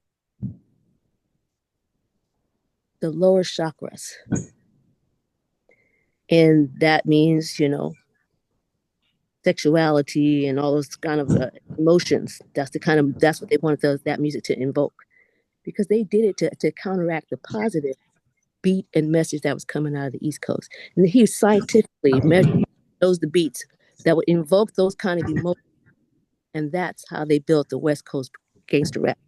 Mhm. From the perspective of physics, that makes sense because you have what's called resonance and you have what's called dissonance. And you have certain sounds that will break up other sounds. Um, in the study of classical music, you have something called the doctrine of effects. And what the doctrine of effects is that different composers will use different scales and different chord progressions in order to stimulate or provoke particular emotions. Where I'm going with this, Sister Sultana, again, and this is whatever information you have on this, if you could send me the email or whatnot. Um, but I would definitely like to do something in the future with regards to this because I'm curious. I'm curious curious to whether or not certain words in Arabic can be translated to certain chords. In other words, could the Al-Fatiha actually be converted to a song? There's something to think about. And converted, Sister Sultana, does that make sense? if they converted into a song. If each word in Arabic could be converted to a chord, Mhm. could Al-Fatiha be converted to sheet music? Oh, I'm pretty sure that's possible. It's just something to think about, right? Just something to think about. Well, I thought it was a jailbreak landing. Brother Eric, we can't even understand what was that you said, Brother Eric? Oh, he's put on mute. Okay. All right. But that's just a thought, putting that out there. Okay. So now let's look at the Arabic for removing evil and improving condition. Because can we equate what was revealed to Muhammad, past tense? Could we equate that to what was revealed to Muhammad, Minister Farrakhan, present tense, with regards to the tech? Because what was revealed to Muhammad, present tense, was something that would remove from us our evil and improve our condition. Isn't that true? True. Okay. So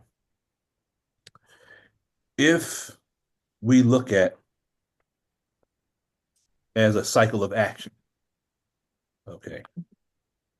So on a piece of paper, if you write down the cycle of action, start, growth, conservation, decay, and stop, then start would be belief. We'd have to first be a believer. Does that make sense? Right. Okay. Then the next part would be you have to do good. Mm-hmm. And then the third part of the cycle would have to be believe in what was revealed to Muhammad. Right. Okay. And that it is the truth from the Lord. So these four things have to be in place. Now, if you have these four things in place, if then removal of evil and improve the condition. So now, could we say that individuals that did not study the tech, and I'm not trying to say this to cast any judgment on anyone, I'm just looking at this through just the cycle, then it would mean that there was one of those four elements that they did not believe was true. So they could have been believers, they could have done good, but they didn't believe in what had been revealed to Muhammad, did they? Right. They didn't believe that it was the truth from their Lord. Does that make Right. sense? It does. As a result of those last two, I'm not taking anything away from them as being believers. I'm not passing judgment. What I'm saying is, for us not to study the tech, it would have to fall on not believing that it was revealed to Muhammad and not believing they thought it was a truth from L. Ron Hubbard. They didn't see that it was a truth from their Lord through L. Ron Hubbard. And I emphasize that to give credit where credit is due, where the source of all truth is Allah, but just for the record, but all those that would review this, if we put this on YouTube, I have nothing but respect for L. Ron Hubbard. I appreciate everything he has done and really everything he is doing because his mind is still present through his writings and his works, correct? Correct. Okay. And I would defend him just like I would defend the minister. Mm-hmm. I'm not trying to make nothing comparison. I'm not trying to, but I'm just saying if someone were to step to me about anything L. Ron Hubbard that was outside of anything, based on what I have studied and read, I would defend what they teach in Scientology. And I believe I could defend it using our own teachings in Holy Qur'an by Allah's grace. Allah's grace. I would say that just for the naysayers. Mm-hmm.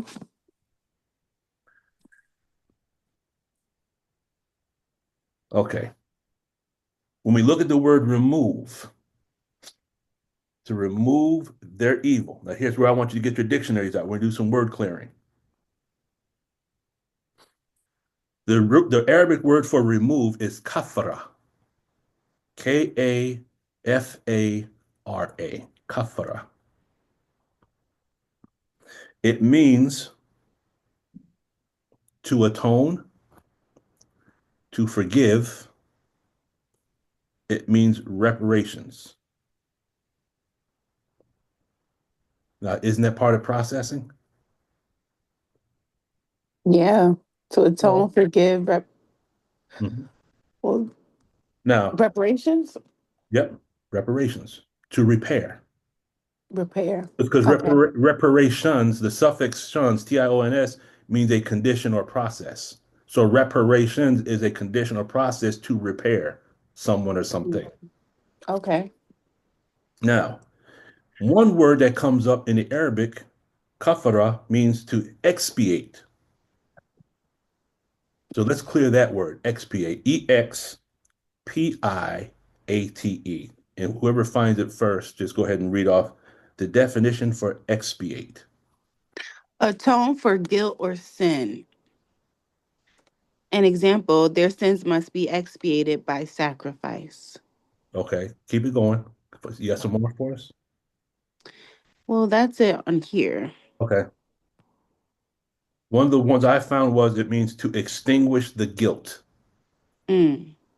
Well, that's the whole part of getting out of cans, ain't it? Yeah. Aren't you trying to get rid of the guilt through objective processing or through the processing? Yeah. Aren't we trying to forgive ourselves? Mm. Yeah. So processing would be the same as removal, wouldn't it? Yeah. Wouldn't that be the same as spot remover? Yeah. Okay. The minister said, when you find a spot or blemish, rejoice. That's right. He says, when you find that spot or blemish, act like you just found gold and do what? Apply spot remover. Right. Well, getting on the cans, isn't that spot remover? Yeah. Right? Mm-hmm. The word kafara also means to put an end to or to make amends for. Yeah. But when you have your cognition, your very good indicators, your ability gain, and your floating needle, isn't that the same as putting an end to something? For sure. But didn't you have to confront something that you did? Yeah. We had to confront. We went, so like it's easy to jump on the bandwagon of, oh, woe was me. This is what was done to me. But the author, and I'm telling you based on experience, author's like, no, we ain't talking about what was done to you. Let's talk about what you did. Hmm. Let's confront what you did. Mm-hmm. What part did you have to play? That's the confronting that's difficult, right? Yeah. But isn't that how you expiate the guilt? Yeah. To remove the guilt. Yeah. And by removing the guilt, isn't there maybe a psychosomatic that might be connected to what we don't want to confront? Many times. Yes, So for some of us to heal our physical body, we might have to confront what we did in the past, right? for sure. There's a verse in the Holy Quran where it says, on that day, their feet, I think it says their feet and their hands will speak for them. Hmm. Meaning the illnesses that we carry around are a physical manifestation of the things that we did to other people in the past. Mm. Does that make sense, family? I can Yes. see that. Okay. Now the word evil, because we want to remove the evil, right? Yes. So if you take remove and evil, we're going to look at this like an equation. We're going to take the various words in Arabic for remove and the various words for evil and combine them together and see if we can come up with some Dianetic Tech. Does everyone follow that? Yeah. Okay. So if the word evil the Arabic word is Sao, Susau or Sua. One word is grief. Greed, Grief. grief.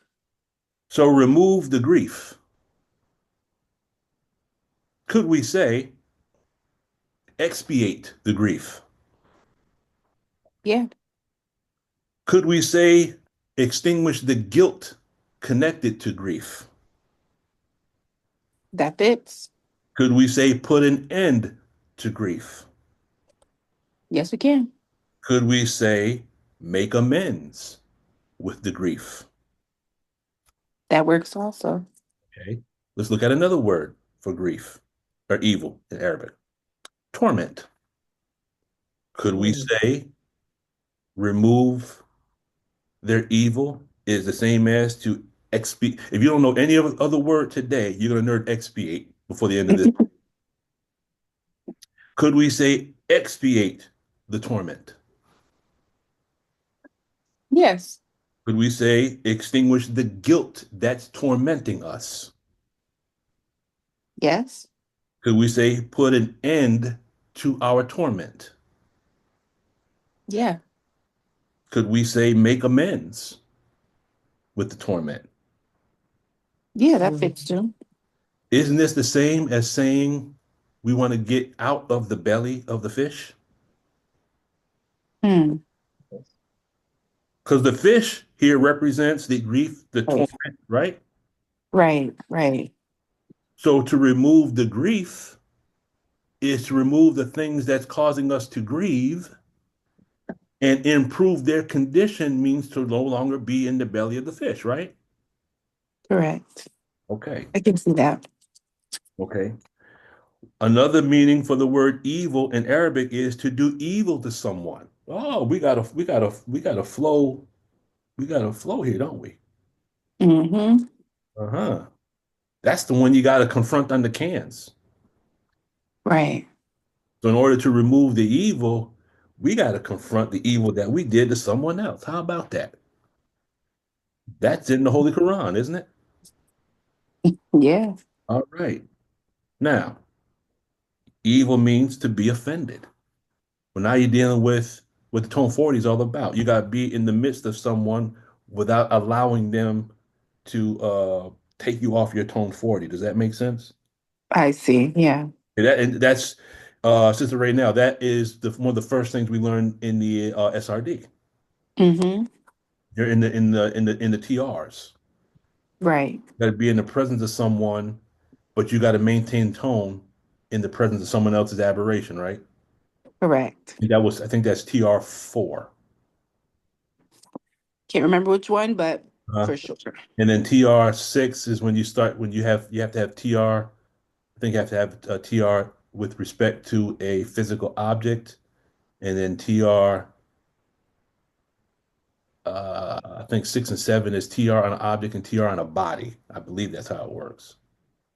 But in other So, words, you mhm. have to be in the midst of someone without being offended. Wouldn't that be the same as bringing your own atmosphere with you? That's exactly what that is. Right?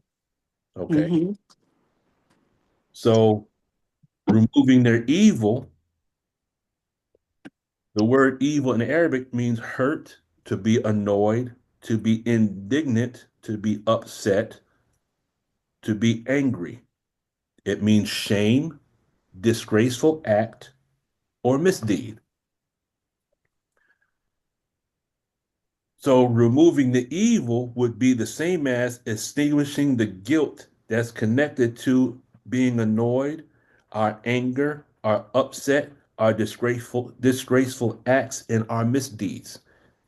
Now I ask you the question, based on the Arabic, does the term or phrase remove their evil have ARC with Dianetic processing? Remove their evil. Well, yeah, with Dianetics processing for sure. That has ARC with processing, right? Yeah, it's the same thing. So when Allah says, I've given you a book explaining all things has to include Dianetic processing, doesn't it? Yeah, If Dianetic processing is not in the Holy Quran, then that ayah would be false, wouldn't it? correct.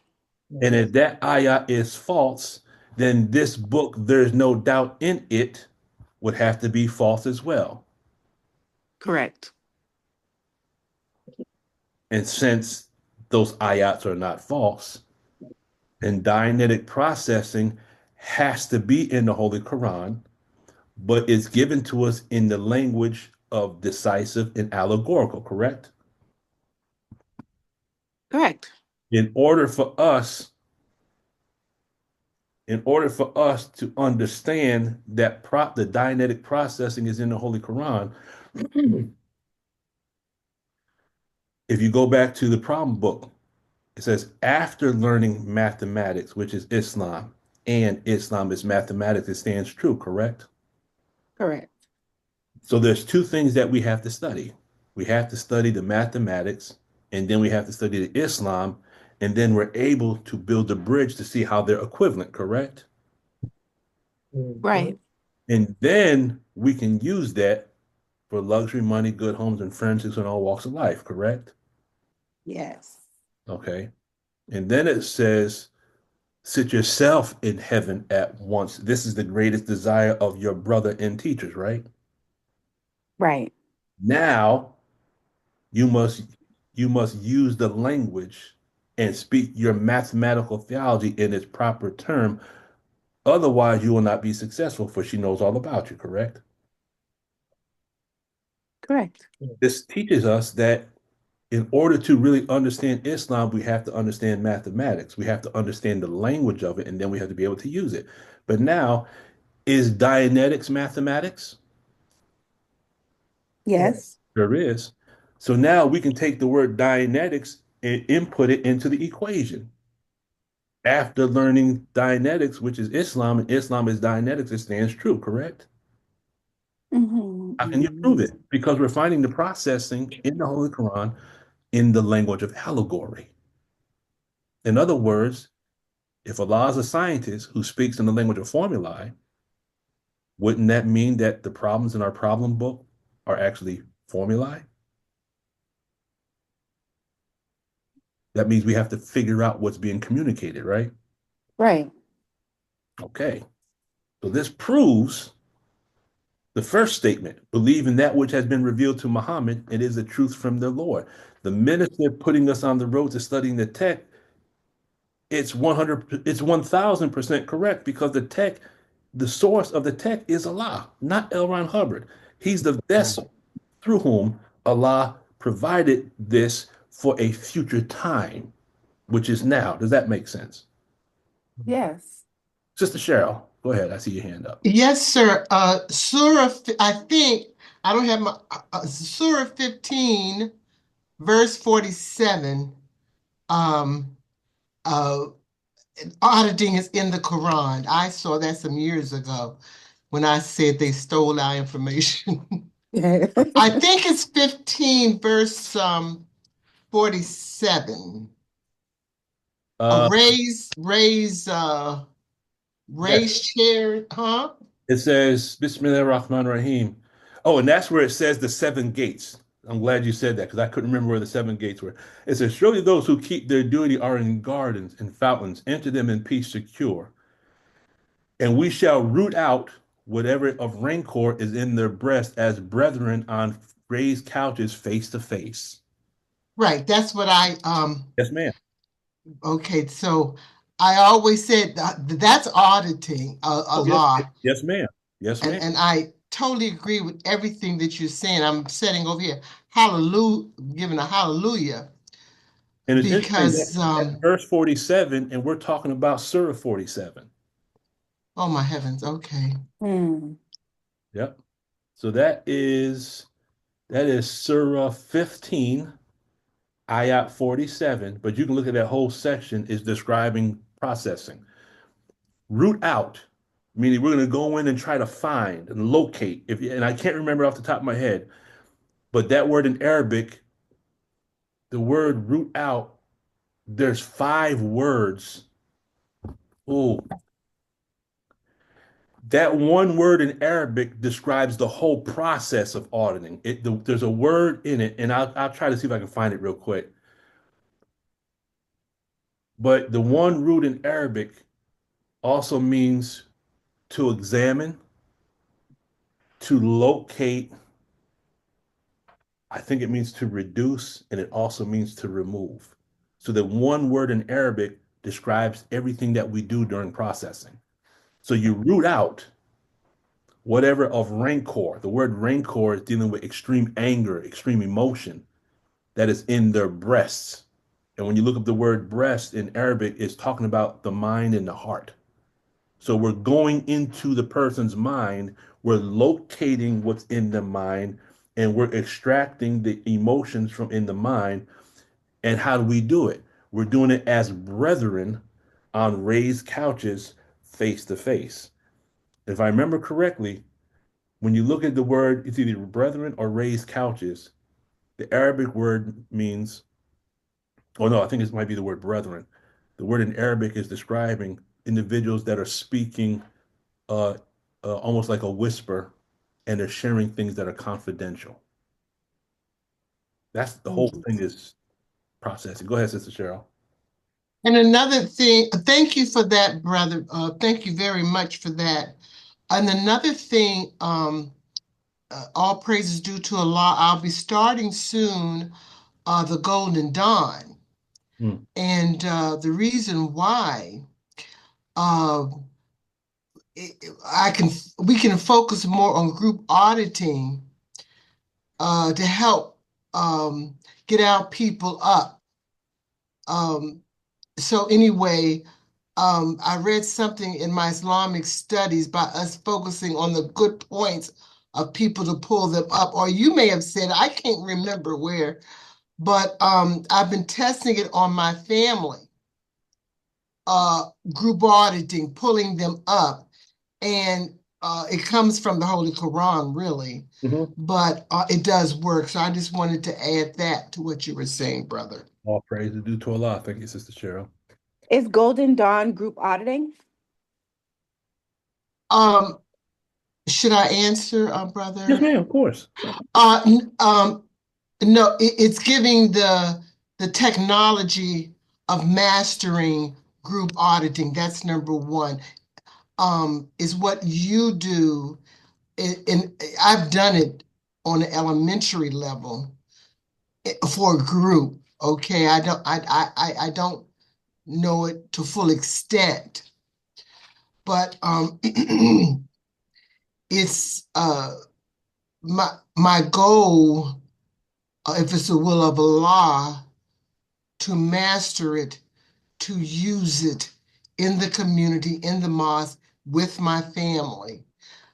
But I hope that answers your question. It is auditing, but it's dealing with more than one person. Is that the correct way to say, Brother Luke? Yes, ma'am. Yes, ma'am. When the minister teaches, he's doing group processing. He's raising up everyone's tone level if you're a believer. Does that make sense? Yeah. Say that again, I didn't hear. I said when the minister teaches, that's group processing. All the time, all the time, all the time. Processing. Okay. Does that answer your question, Sister Raynell? Yes, thank you. Praise be to Allah. You're welcome, sister. Okay. So a quick summary, we can agree that that which has been revealed to Muhammad, present time, we could say is the tech, which has been given to us to remove from us the evil, meaning the things from our time track, the result of the four flows. Can we say that are we in agreement with that?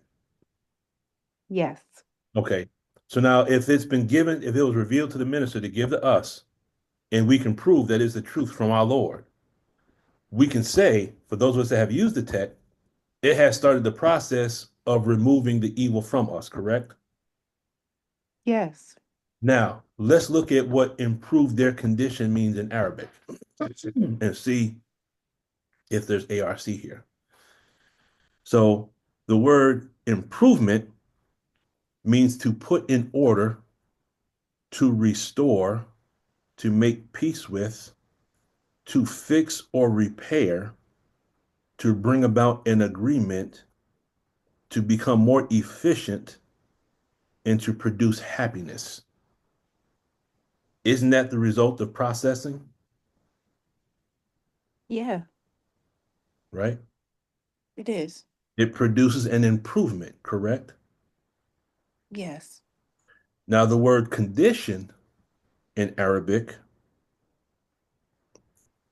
it means a condition, a case, or a state, but it also means heart and mind.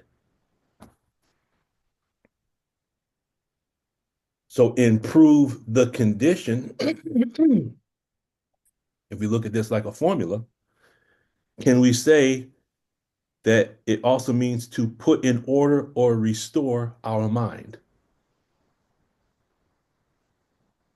What was the first part you said? To put in condition? To put in order or to restore our mind. We're just taking the Arabic words, Yeah. putting them into English, and then putting them right back together again. Could we say that this means to make peace with our mind? Yes. Could we say it means to fix or repair our mind? Yeah. Could we say Yes. it means to bring about an agreement with our mind? Yes. Does it make our mind work more efficiently? Yeah. Okay. Now, if the word in Arabic for improvement also means gain, and the word in Arabic for condition also means case, then improve their condition is synonymous with case gain, isn't it? Yeah. Right? Mm-hmm. So 47 and 2 is telling us that the Muhammad, present day, was something was revealed to him that is the truth from his Lord, which is our Lord. And it was given to us to improve, to remove our evil and to improve our condition, correct?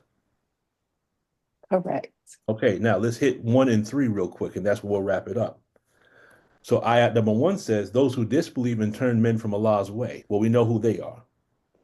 Somewhere they didn't believe in what was revealed to Muhammad, and they didn't reveal that it was the truth from their Lord. So what did they do? They tried to, not only did they not accept it, but they tried to turn other people from the study of the tech, right? Yeah. Then it says he will destroy their works. Well, destroy their works in Arabic, the word dala, that means destroy. Now you've heard the word dala before. When you at Al-Fatiha, you have the Sirat al-Mustaqim, right? The straight path. Right. You have Sirat al-Maghdubi, which is the path of wrath, and the Sirat al-Dolin, right? Right. Straying path. So when you have the Sirat al-Mustaqim, Sirat al-Dolin, and Sirat al-Maghdubi, in Al-Fatiha, you have three paths. You have one path that takes you up the tone scale, Sirat al-Mustaqim. Then you have the Sirat al-Dolin, when we start straying from the straight path. So now instead of going this way, now you're kind of going this way, right? Mm. Surah Right. al-Maghdubi, now you're the opposite direction as before, right?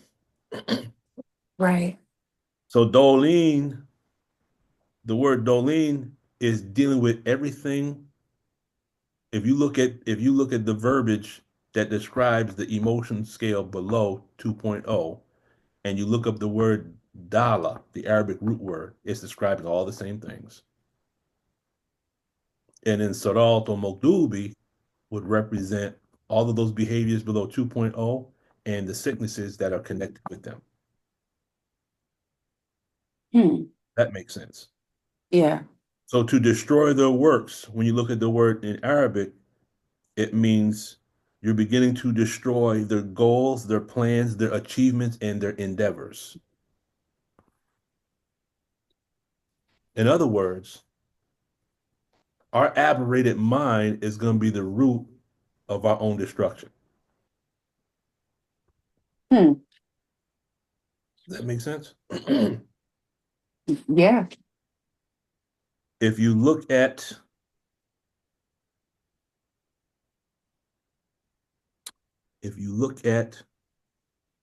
to destroy their works,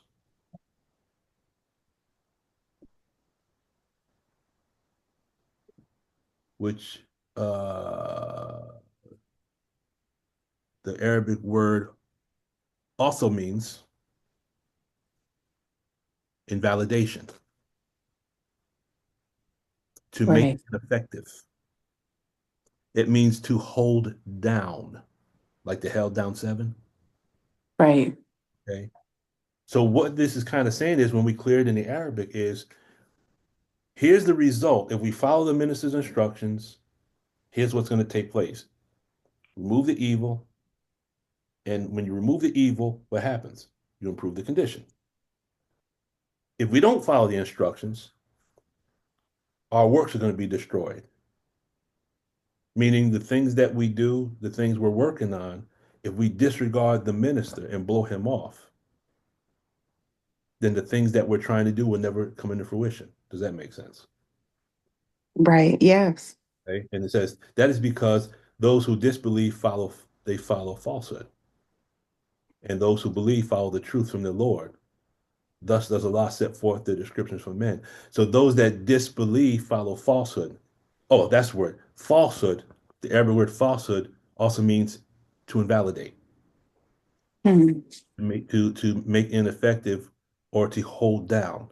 So you have these two words, falsehood and destroy the works. Those words, if you use those terms together in Arabic, they're both describing the result of being invalidated, an aberration. Yes. Okay, so that basically is it in a nutshell. Um, Ayat 47, Surah 47, Ayat 1 through 3.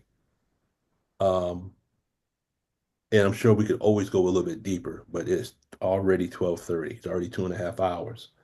But that's just a little piece that kind of marries what Sister Anya brought up earlier that allowed us to go into the story of Jonah, and that describes how the process of our aberration begins. And then the second chapter of Jonah describes what happens when we become aberrated and how we suffer from our afflictions and the trials we have to go through. And then this Surah 47, ayat 1 through 3 shows us how to get up out of that condition. Do you see how everything just kind of marries together? Yes. All right. That was, yeah, beautiful marriage. Praise be to Allah. Yeah. Praise be to That Allah. was smooth. Allah teaches man by the pen what man knew not. Definitely. So, any closing thoughts, comments, corrections, cognitions, wins, case gain, anything that anyone would like to share before we close everything out? I would like to say something. Go ahead, Sister Raynell. One thing that stood out to me when doing the SRD in the reading, it said, Mr. Hubbard said that a person that can confront anything is a person that can confront everything and that's a clear. So I also, my mother, she's you know, sometimes she has a very strong personality. But I remember I was speaking with her. She was saying how, well, I'd rather like somebody else be hurt than me. That's not the ideal thing. But like, if you're not being true to yourself, then that's always gonna come back to you. So if you can, and when you can, speak up, do what you say you're gonna do, you know, and be able to confront it, and don't hold on to it if you can help it. Yes, ma'am. Hmm. That's just more baggage we have to carry around with us. Exactly. Anyone else? Going once, going twice.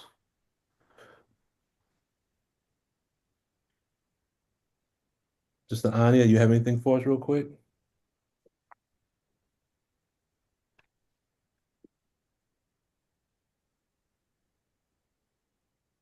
You're on mute if you're trying to speak. Let's see. Sister Deborah. Yes, sir. Going back, I think to the beginning when we were talking about Jonah, Mhm. and it was, oh my gosh, what's the name of the city? Started with a J. For some reason, it Tarshish. made, was Joppa. it Joppa.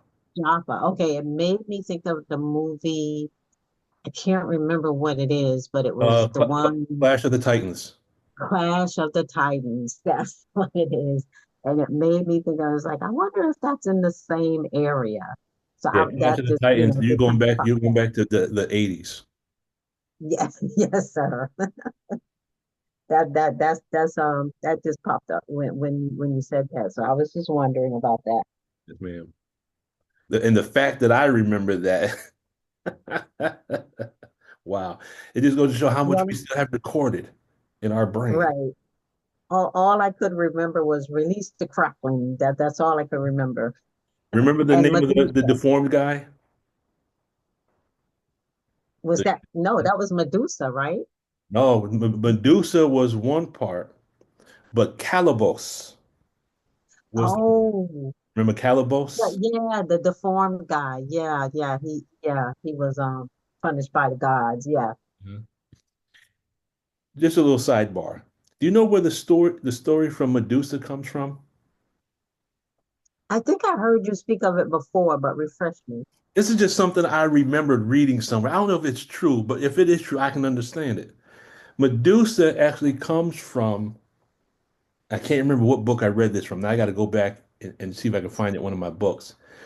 It represents the beauty of the black woman uh, that either had braids or had dreads. And she was so beautiful that when men saw her, they froze. They couldn't believe what they were looking at. Right, I remember you saying that. Yeah, and that the braids or the dreads were like a description of what her hair looked like. Her hair was like thick like snakes, and then over Wow. time, I'm sure the story, because everything gets, if you ever played telephone, the story gets changed. Right, We tell the first, we did this in class years ago. The teacher would go to the first person, whisper something in her ear, and then you would reach around to the person behind you, whisper it, and by the time it got over here, and it was like that. The story was totally different than what it right, started out. right.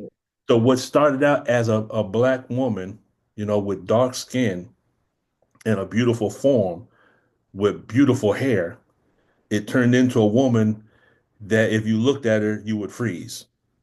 But they always Right. they always change things about the black woman anyway to something that's negative. But that's what I remember the story representing. Anyway, Okay, yes, sir. Yes, sir. Thank you. you're very welcome. Sometimes I go off on these tangents, but Yes, sir. um, Brother Eric, anything from you before we wrap it up? You're on mute. Oh, I say I'm frozen today. Okay. My mind is into listening, but Uh-huh. as to talking, I seem like I am mute. Okay. That's fine. We're just glad that you and the Queen were here with us today. Alhamdulillah. Praise to you. Sister Charlotte, any final comments or words? You might be at work though, but No, sir. This was absolutely enlightening to me. So I appreciate everyone's cognitions, and your explanation cleared up a lot for me. So particularly when that life continuum thing. So I'm definitely in my stepfather's valence, and I think he came from the Bernie Mac family, and I have taken that on when he transitioned, and I have to loosen that knot, because for some reason I at times enjoy being in the Bernie Mac family, and I need to not enjoy that so much to get my point across. Yes, ma'am. It's a sign of I need to increase my studies, and I do realize that in order to speak effectively. So I appreciate this. And when I ever do make it to an org, I will be better prepared. And that's definitely thanks to you. By Allah's grace. Sister Charlotte. Yes, ma'am. Are you still in Chicago? I don't. This is where you really came. I've never been in Chicago. I'm not far from Chicago, but I'm not in Chicago. Oh, okay. Well, Chicago has a new org, an ideal org with new trained staff. They've been trained at Flag, so it should be a really good experience if you have opportunity to go out there. I have been trying. I have a transportation barrier that has been a barrier for me for a number of years that for some reason I cannot get resolved, but I'm trying. I want to. So I will, continue to do what I can do on my own until I figure out why this continues to be a barrier for me. Yes, ma'am. Thank you. You're welcome. Sister Cheryl. And they also, this is for Sister, thank you, brother, Charlotte. They have core home study extension courses. Yes, ma'am. I have taken several. Okay, and they go up to Congress and to all the advanced. They don't readily disseminate it, but also if you take the home extension courses, you can still go to the org with that same course. Because I stay on for the last 5 years, I have been on nothing but home extension, and I do go to the org on Mondays and Wednesdays when it's not wintertime. So you're not confined just doing it the extension courses at home. You can go in the course room, and the home extension courses are cheaper. So that's all I wanted to say, brother. Yes, thank you. And last but not least, Sister Sultana, you have any final words? I actually do not, because I'm actually just arriving to teach some classes. So, inshallah, if anything comes to mind, I'll send a text. All right. Inshallah. Assalamu alaikum wa rahmatullahi wa barakatuh. Wa alaikum salam. All right, family. Our next meeting, God willing, will be Sunday. Between now and then, if anything comes up, I'll try to send something in advance. I pray a lot that we got something from today's presentation that we can utilize, and I pray we continue our study and be successful. So let us go ahead and... If you don't mind, this Saturday we're going to have Brother Rashad. It's going to be our guest. and he's prepared to make some heavy whatever. Because I was speaking to him no later than yesterday, and he says prepared, so he want to make connection between. His program is Voice of the Island, so he traveled extensively to the island with the minister, and at that point he can make a few connections with that. So we hope you all can be there. Yes, sir. And as always, if you can send me the link, I will resend it through my emails and strive to get all of us to be there as well. Let's see, Saturday. Yeah, my Saturday is free, so at least I should, Allahu Akbar. Do to Allah.